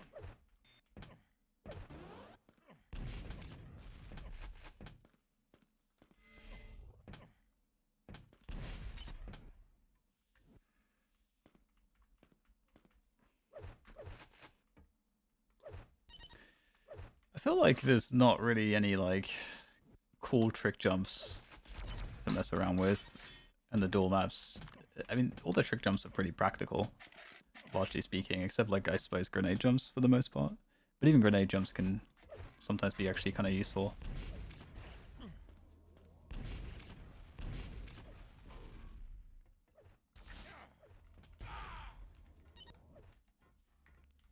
I'm gonna try to get more reps on Aero Walk.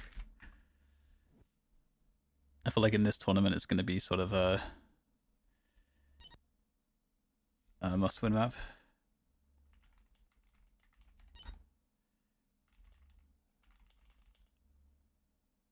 Vote now. Vote passed.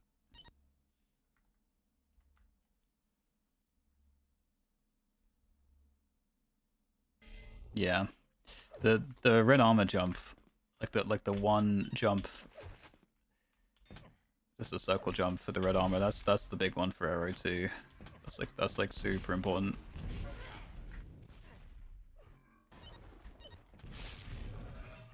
Prepare to fight. Pinball tournament. That's pretty cool. 3, 2, 1. Fight. I don't like this spawn. This spawn seems like terrible. Whoa, dudes. He can spawn there? And I'm spawning in that spot. Someone explain how that works. What on earth is that spawn? I spawn on top of him.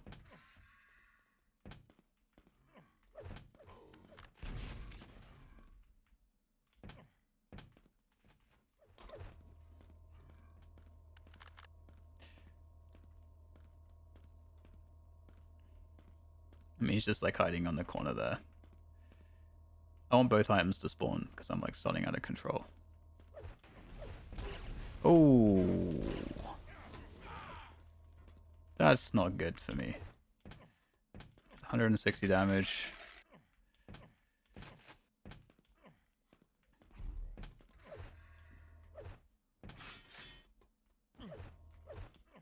Now he gets the rail too. This is the problem. I think like when is... I should have timed stuff instead of talking to you guys.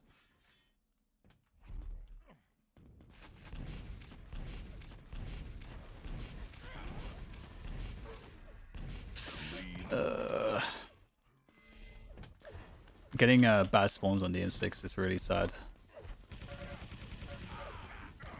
I gotta say. He's gonna rocket jump up.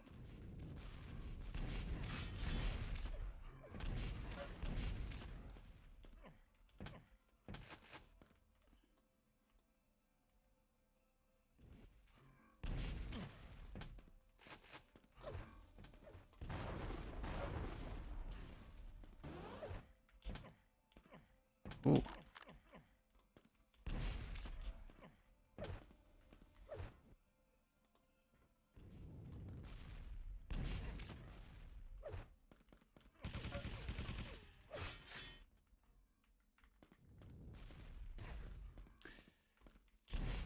Like I was trying to do the rocket jump to get the rail, like that's what I was trying to do there.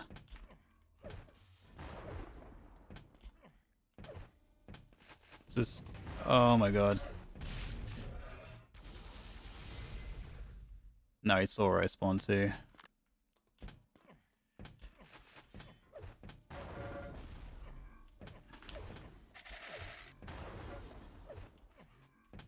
He's gonna keep pursuing me. Yeah, he needs to get it red. Oh, his rocket was 100 damage. That's crazy.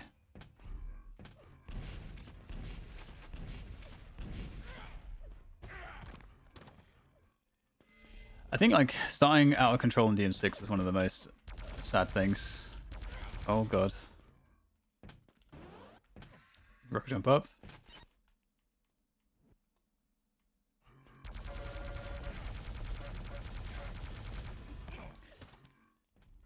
That was probably a little bit of a tilt situation there for me. Right? What's he doing? Yeah, he's just standing. He's just like here in this above me.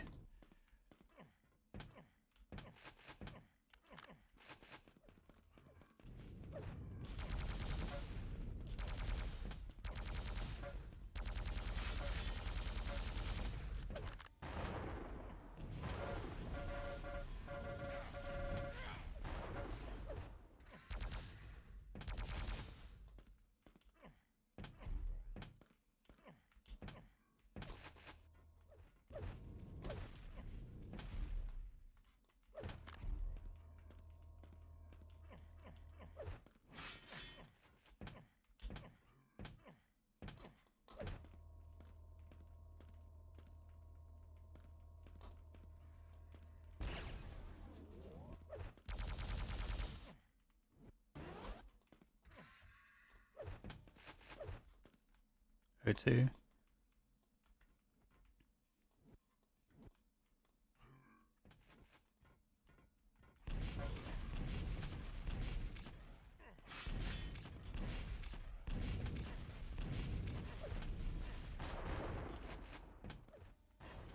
Oh my god. You can see how well he played that, but it's kind of sad too, because he like 5-minute warning. he gave me all the items only to destroy me.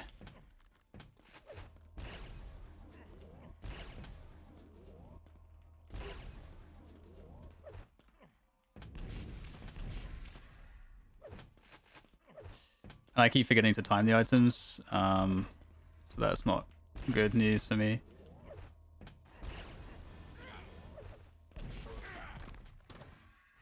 Let's see if I can time some items, that'll be my win.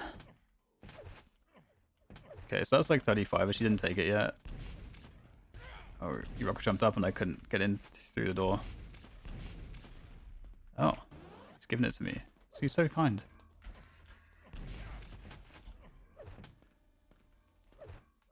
I'm kind of fucked here because I don't have any health. Is he gonna try to pressure this? Yeah. So he, you know, like in terms of like stylistic tendencies, some people care more about like positioning and some on the items and just like taking all the items and like running all the items. Stylistically, I can see that unique. You know, he wants to try to get fights more so and keep pressure on, even at the cost of items sometimes. And he's good at doing it. But you can see like here, for example, I'm like somehow getting the mega, which is kind of crazy.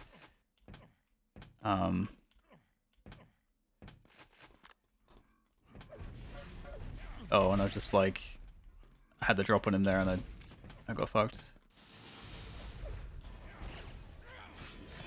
And I thought he was gonna be further away there instead of like challenging.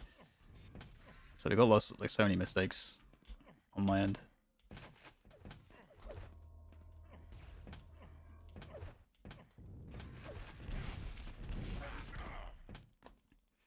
I can't really like punish him coming up the jump pad, but I tried to do it anyway.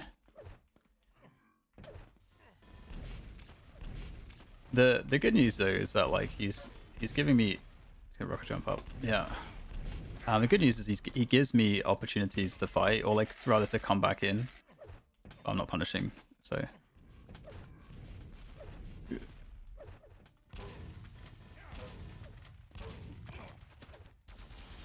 And then this is what happens on DM6. I blame the initial spawn. If anyone understands that spawn, I'd love to know, because that didn't used to exist. When I used to duel, that spawn didn't exist. You'd have a spawn up here, like here, up there. But you wouldn't have the spawn there, and it wouldn't be possible. It wouldn't have been possible to like spawn on top of somebody at the start as well, so that you can always like get items. I'm kind of curious what you guys think about that. Let me know. Let me know.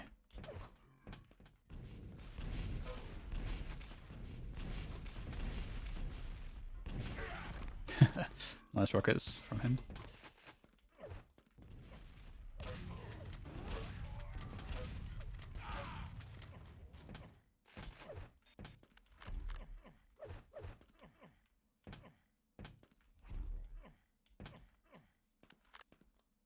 Inns, you should know the answer to this. What's the deal with the spawns on LG stairs and like above LG stairs, and that you can have like those as starting spawns? Do you know what the deal is with that? Or like what is the optimal thing to do? Are you supposed to like, because this guy will get this and reds before you can, so are you just kind of wrecked with that spawn, or is there a way to like play it a little bit better?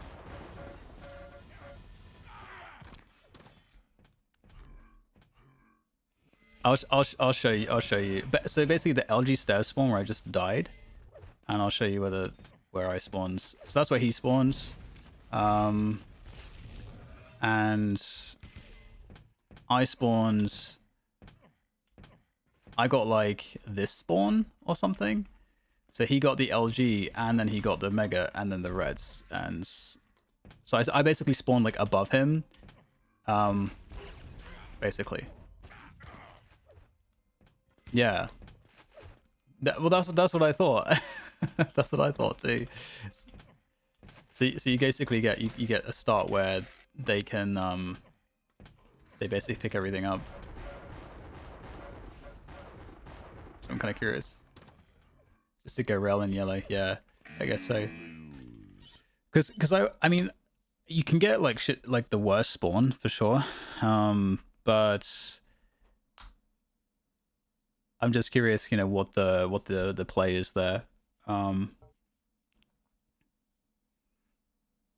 usually the way, you know, the way it's going to work too is that if you're in his position, you're definitely always going to go for the mega, and then after you like hear your the other guy like above you, you know that you've positioned on red as well.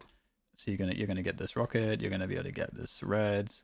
So yeah, I guess getting the rail first, and then going back to the maybe going yellow first and then to the rail. I'm trying to think because if you go rail first, you're more likely to be able to get a shot on him for damage, leaving the yellow up. Then I guess you can drop for these shards, and then you get the LG, and then you get the yellow. So that's probably the better way to play it, actually. Yeah.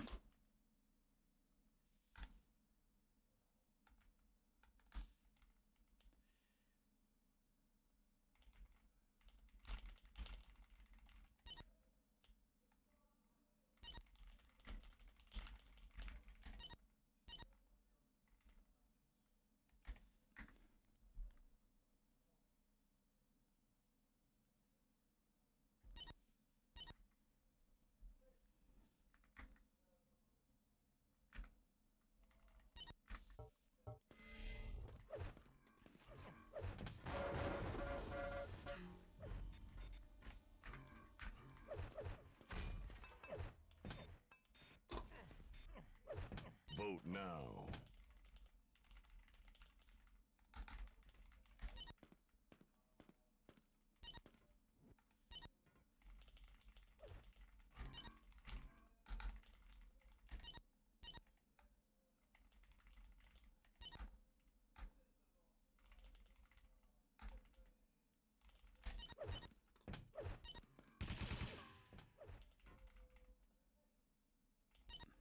Vote passed.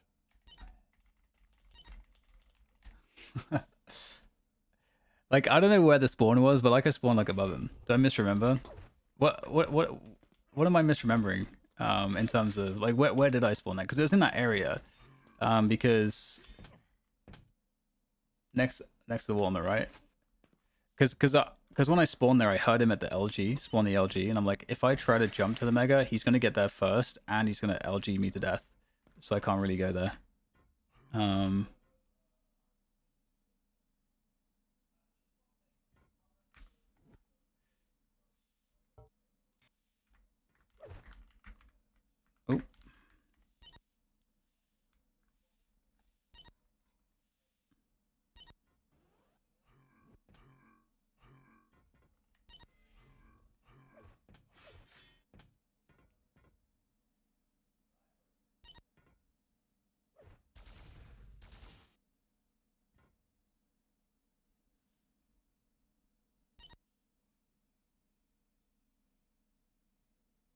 Yeah. I don't know. But at least we worked it out. Like if someone's spawning below me at the LG, I'm going to the rail. Prepare to fight. Shoot a shot, drop shards, and then get the yellow. 3, 2, 1. Fight. Revo, thanks for the sub. I appreciate it.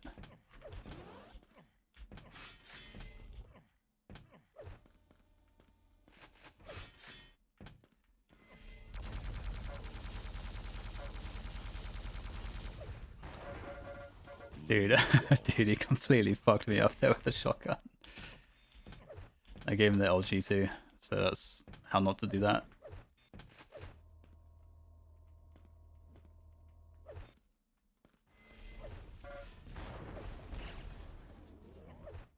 Alright, we saw out of control. It's fine.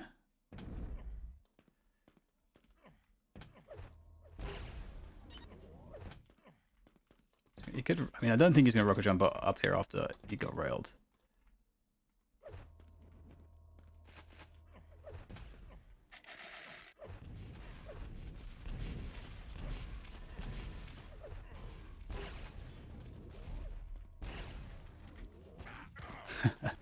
guy's such a TDM player. He's like coming in with a shotgun, close range. I respect it.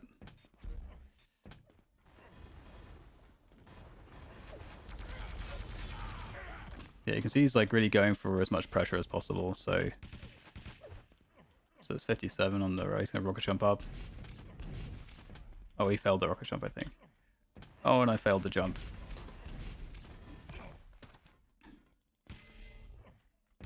He's going for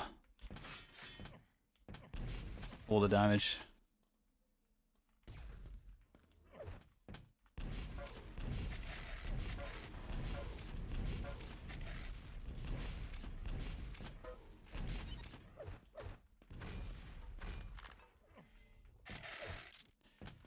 Back. Oh, no. No. That's actually crazy. He's gone for that. And he got the kill as well. And he's picked up all the irons too. I did not expect him to get like have that timing on me, to be honest. I thought I had the mega there and like split the items. How did that hit me? Do so much damage.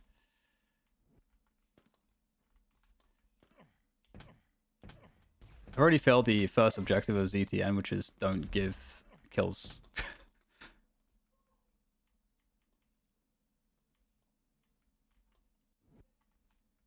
This brings me back to all the hours of practice and like 20 years ago, which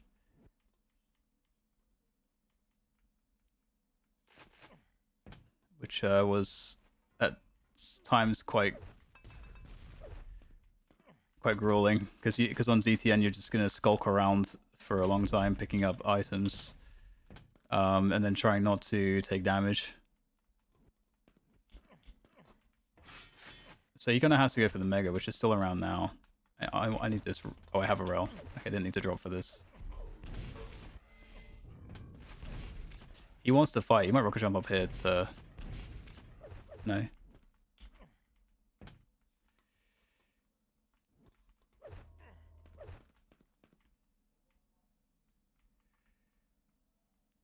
I hate having to play like this, but this is blood run for you, to be honest. So mega's around about now-ish, I would guess. Like 45, 50. I just want to get a time.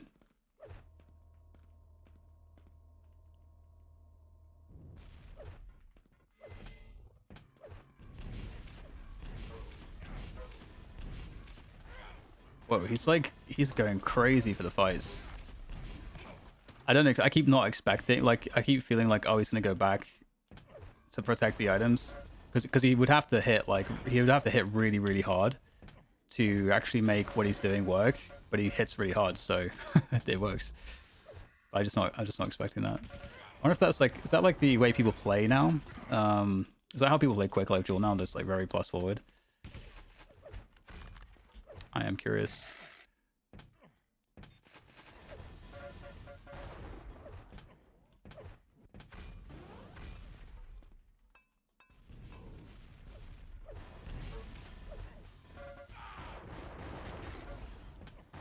I can't like kill him.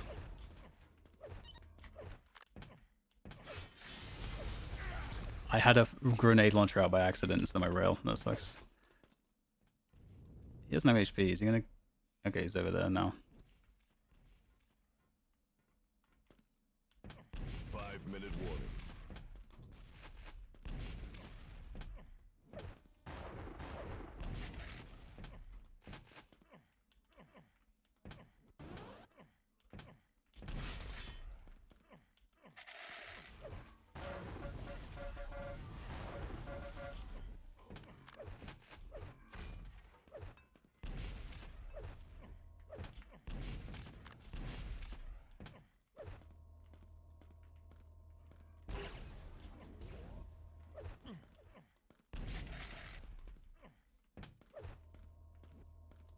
He likes to fight so much. I'm just expecting a peek everywhere at all times.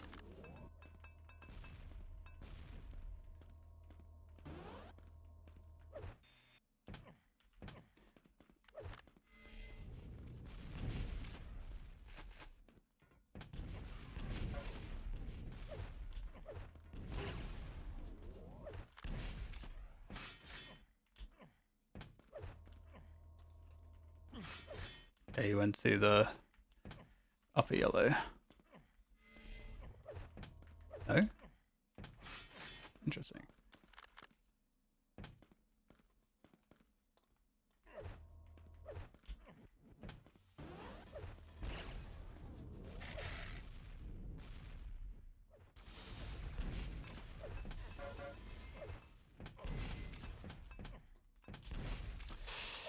Oh dear. Well, can I turn it into something to play? No, I can't really. I can't turn that fuck up into a play.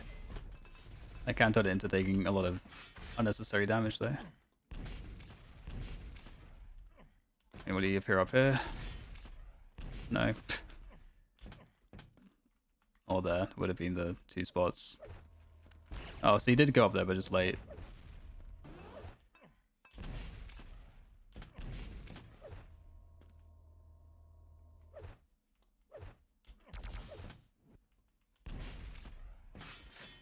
So he's just protecting his lead, I guess. Which is kind of tough for me because he got so much of a lead.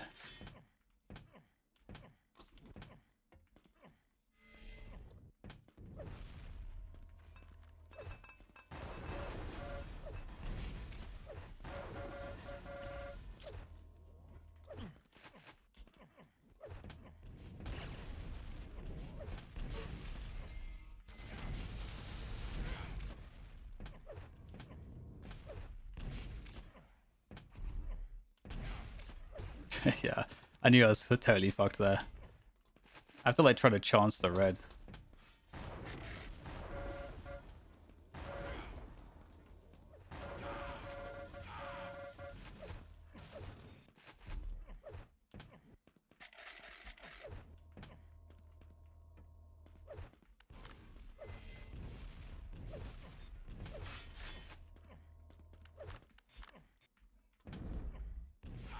Guy's still waiting there. So much armor spawned. That's so sad.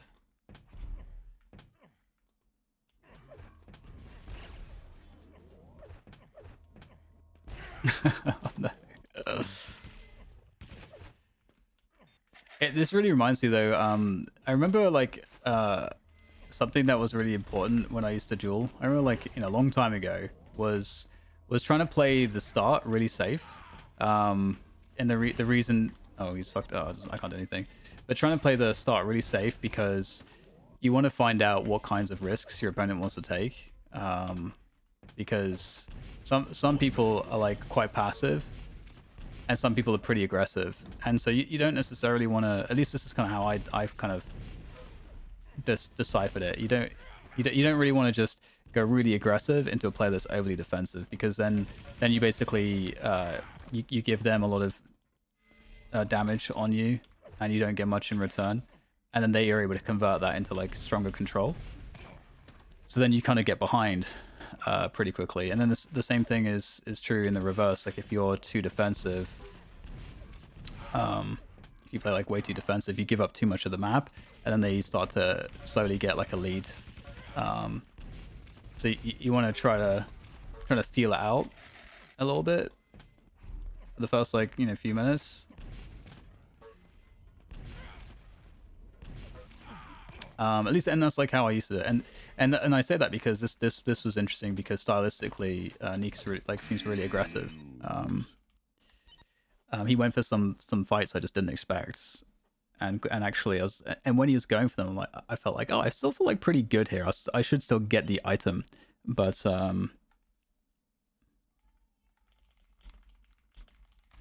I should still get the item and stuff like that. But then it didn't happen because his damage output was like really insane. So. Venezuela and Jello, thanks for the sub, man. If I see no, come on once. Dude, I think we fixed it before, didn't we? Like, you came on my stream where we fixed it and then now it's broken again. I need to have a config. I haven't played this game in so long, and every time I come back, I think, I'm only back for a very short time, so I never end up bothering to kind of change my config. And then come on. How do I fix it, man?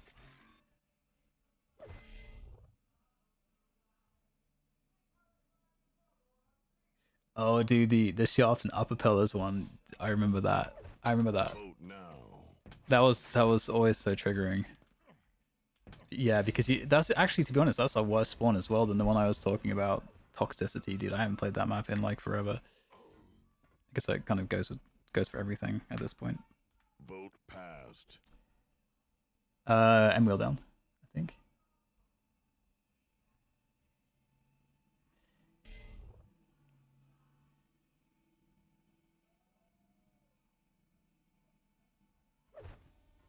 Yeah, and then command M wheel down.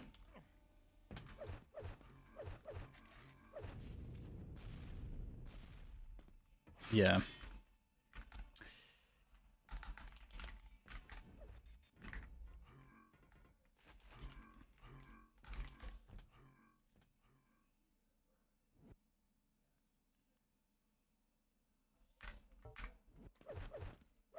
Because it's my LG binds. It's M wheel down. Okay, I got a feeling I'm gonna get destroyed again. I got a feeling I'm gonna get destroyed. 3, 2, 1. Fight. I always prefer team deathmatch over duel anyway. That's my Wait, is this the yellow or is this the gun? No, this is the yellow. Wait, which is the gun? Okay, this is the gun. I kind of want to keep my stack to be able to. Oh fuck, to fight for the reds. Oh no, dude. It's the best when your movement fucks you like that. That's the best.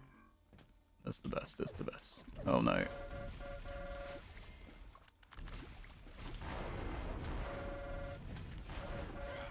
Fuck it, I'm just gonna LG him to death. Pray he misses more. It's not a good fight.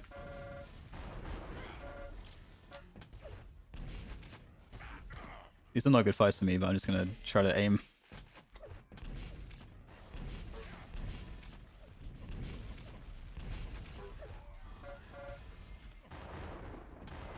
Call me Neek. Is that how you say his name, Neek? I'm guessing that that's how you say it.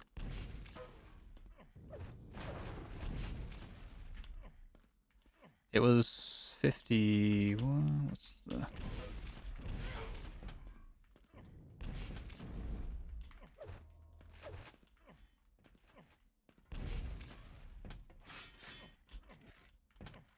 Dude, the movement.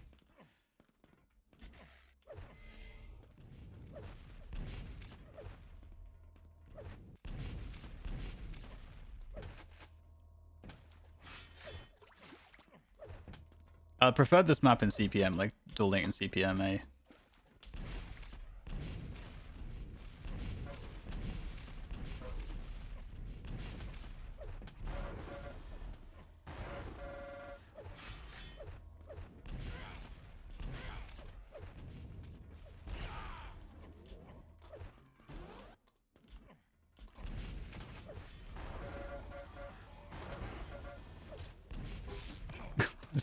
Should have plus forward the shit out of him and just try to win that way.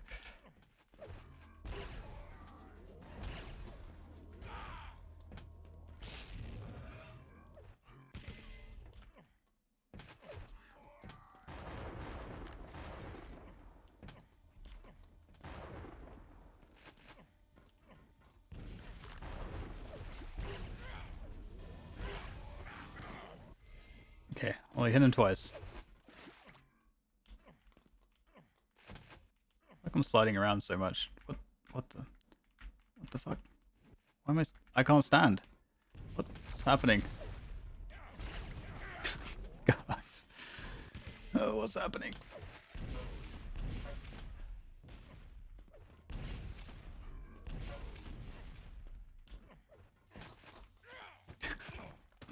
Alright.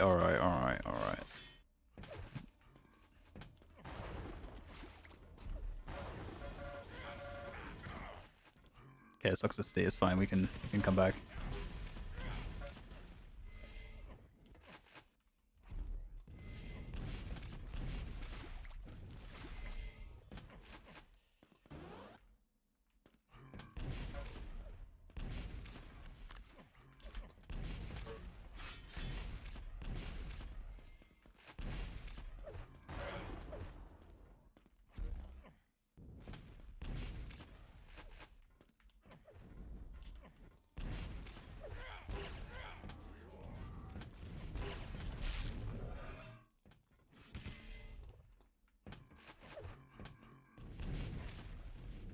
No! I was gonna rocket jump onto the HP so you couldn't heal. I must admit, I'm not really dueling right now. I'm kind of just running at the guy. This is why I was a team deathmatch player, like I said. This is a good map though for aim. People that like want to just aim. This is kind of like Arrow Walk, to be honest. This map.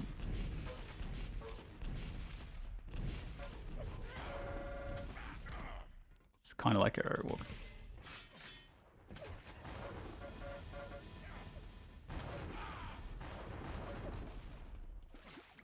I knew I was gonna get hit there.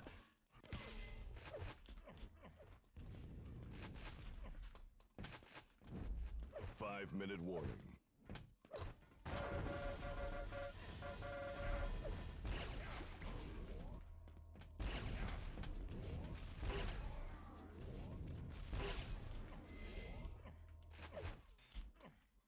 We killed him. We're the best. He is up there. That's sad for me.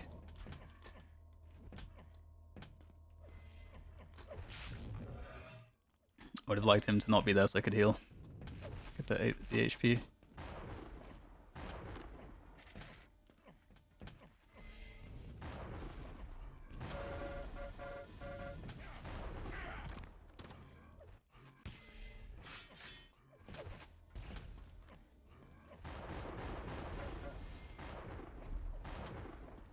He knows I'm going through that.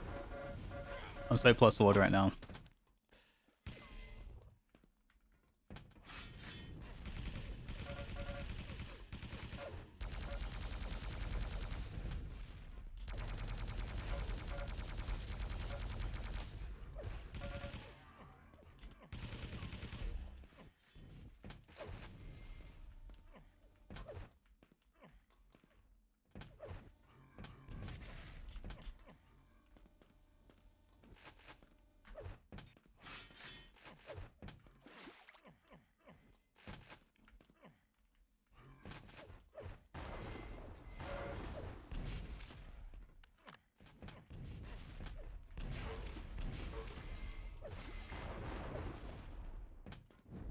Even when he has more health and armor, I feel like I'm still like the one chasing.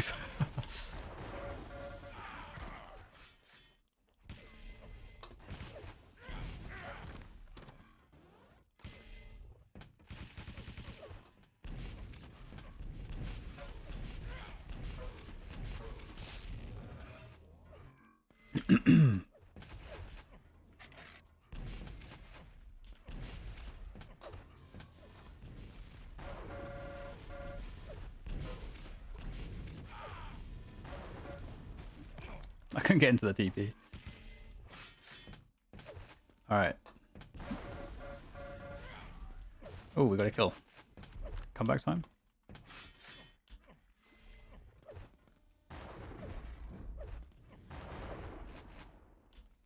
Why am I sliding so much on everything? That's what that's what I want to know.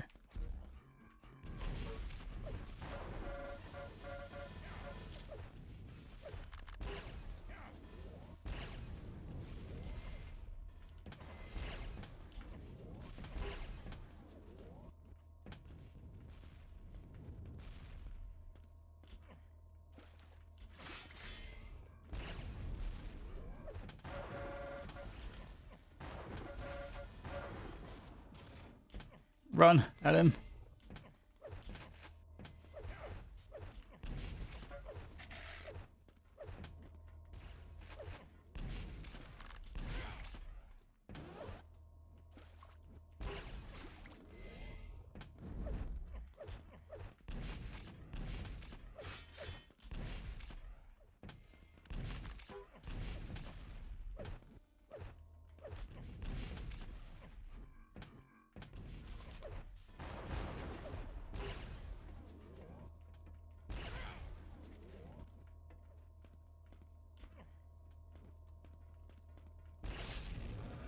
No. Got me. The dream runs over of 2 kills, or whatever it was.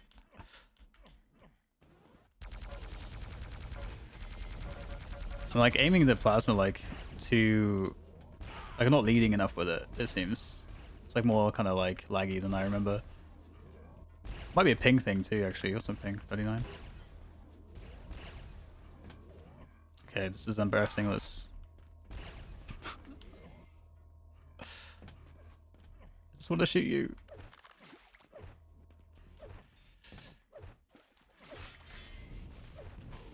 Alright. He got me.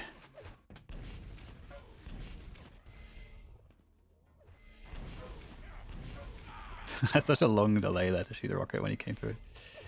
Such a long delay.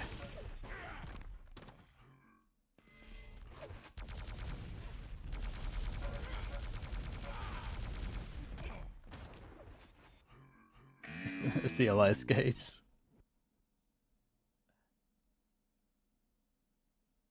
Arrow was my best map. Toxicity is my worst map. Yeah, I can see how that can work too. I mean, it's just like this map is just so it's similar in the way that Airwalk has all these like pixel rail angles, and you can very often gain vision on your opponent. Like if you're standing here, you can see all the way to red, and then you move here and you can see like there's just so much like vision that you have from various positions. From you take the mega, you drop down here, you can rail them as they're trying to pick up the yellow. There's only one yellow on the map. Oh wait, no, there's two yellows on the map. Okay, so maybe I'm wrong. Maybe it's nothing like Airwalk. It just for me just has like a similar feel to the pacing and a similar strength to the rails, and that you can always turn the map around with the railgun because of how many like long range angles there are. But this map feels more awkward. It definitely feels more awkward. Wait, do I? How do I? Oh, there we go. Let's see if we play Airwalk against me. Nice. See if I can get a practice on Airwalk. No, I haven't played Quake Champions in a very, very long time. Very, very, very long time. Even just generally like with the stuff that I normally play, I've been pretty inactive the last like month to 2 months. In the video game world, I haven't really been playing all that much consistently.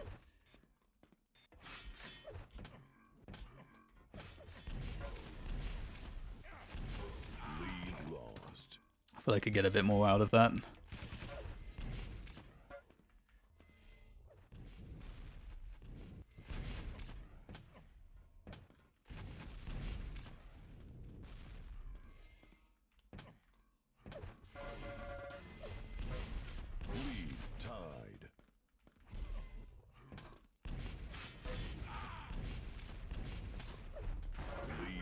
Ooh, that's unfortunate for me.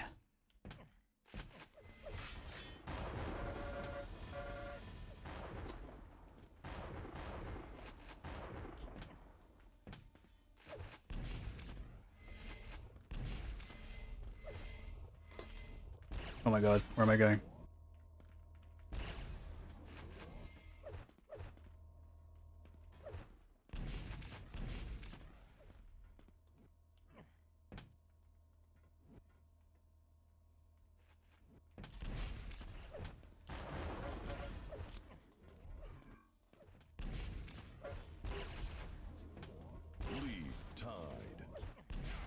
Fuck.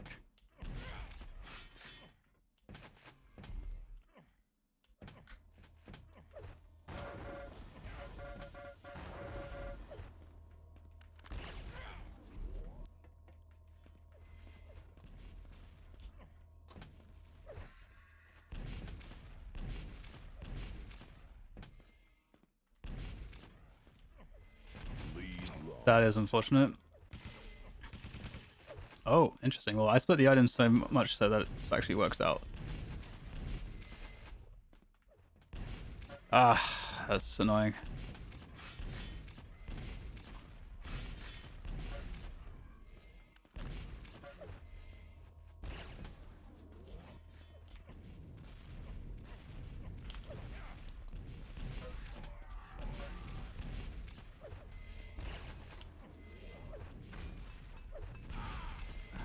Come on, man. Ugh. Just die already.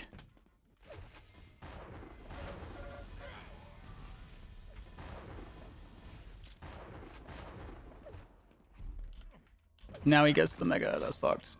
No, he doesn't get the mega. It's still aura.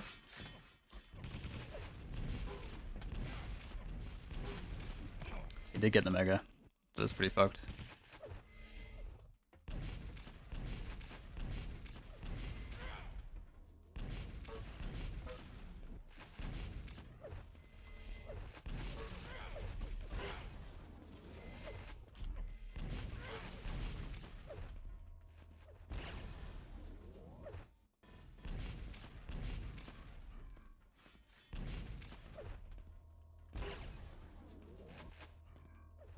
No! I need to pay attention to the item times.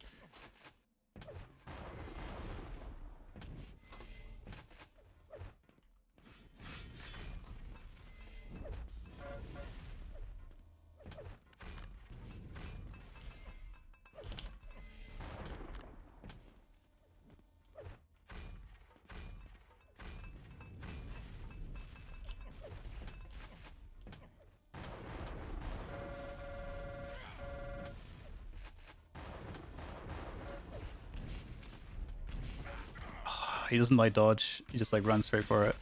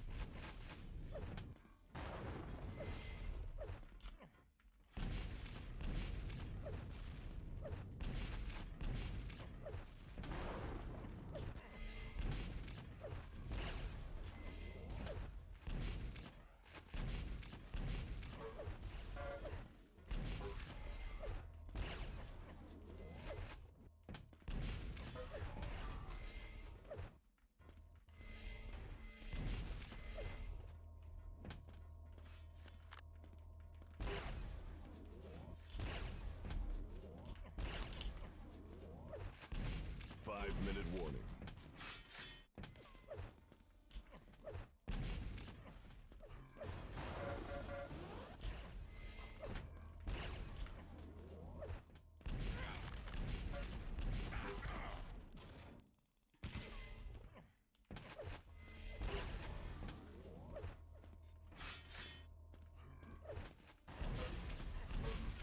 No, dude. How's he not dying?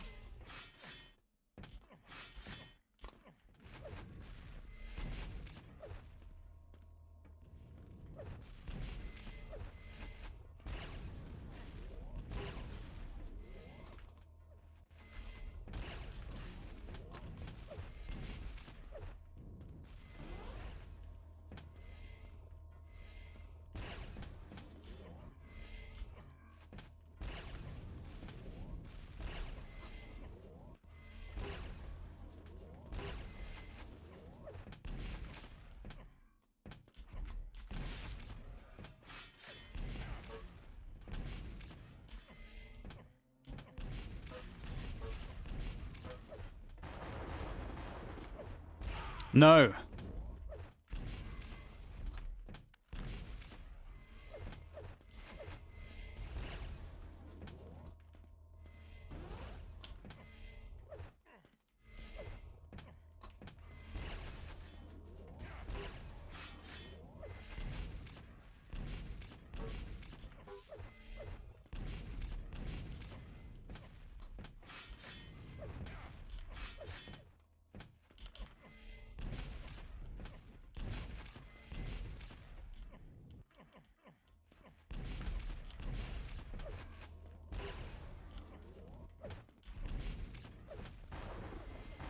Lead tied.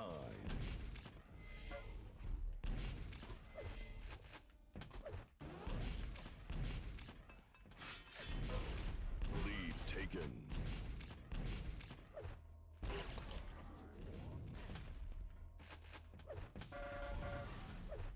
Don't spawn it.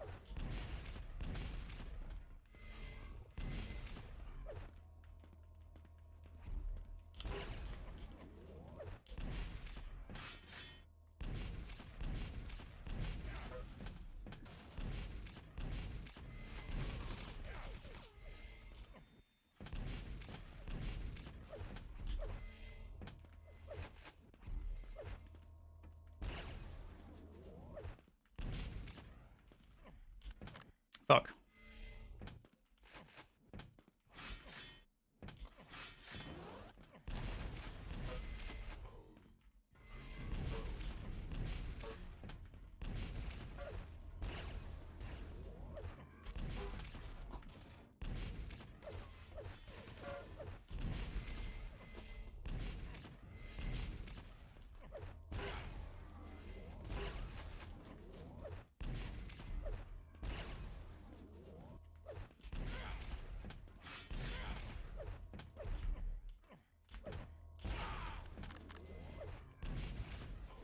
One-minute warning.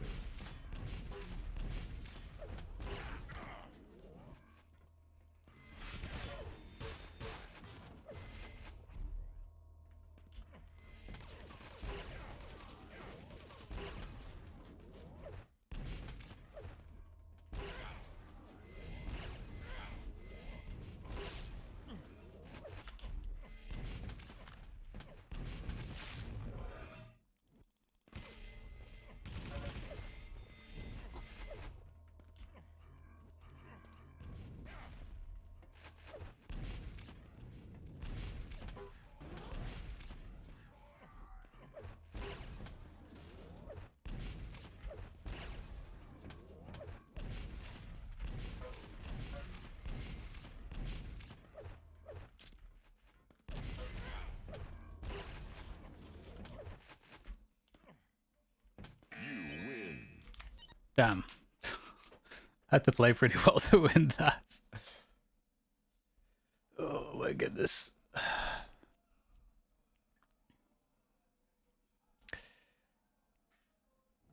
All right, guys. I think that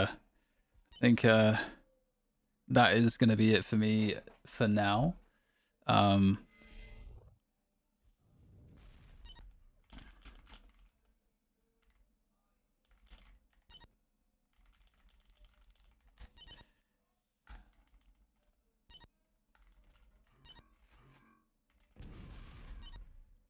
I can't. I like actually just can't type on this keyboard at all.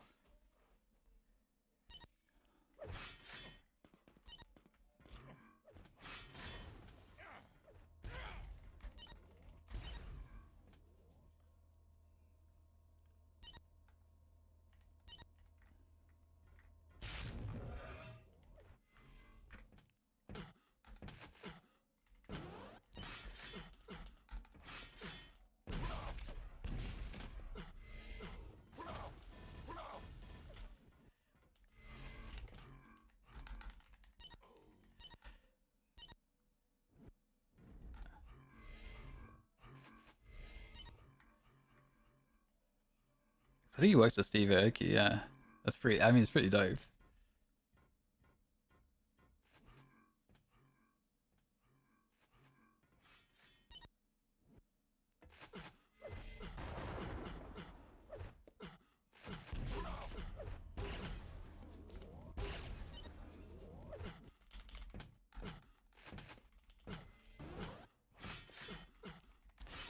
All right, and that kind of goes for you guys too. um, got some practice in. That's good. Toxicity is fine. Don't mind getting wrecked there, as we're not. It's not even in the map pool. But I feel like the campgrounds is really where I need to probably spend more time then, because that seems to be the most hit and miss. You just can't really afford to get a bad start on that map. It's very hard to recover.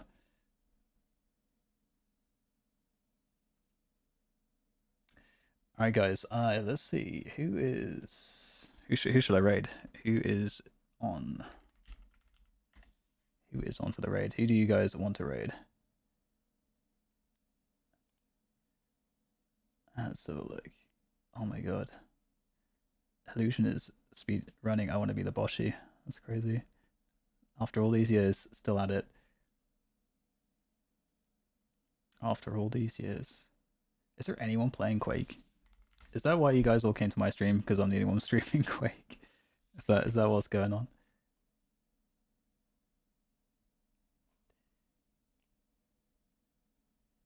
Okay. Let's have a look at the finals then. That game's like kind of like Quake.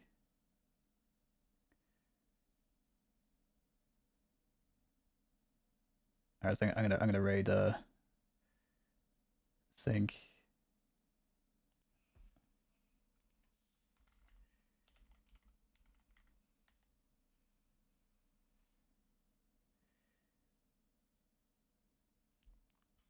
Yeah, I kind of have been so far. LG 56.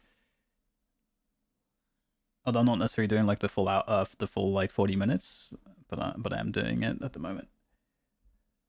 Alright, guys, I'm gonna throw you guys over to Sync, who's one, I guess, would be probably one of the best finals players right now, and so that should be pretty fun.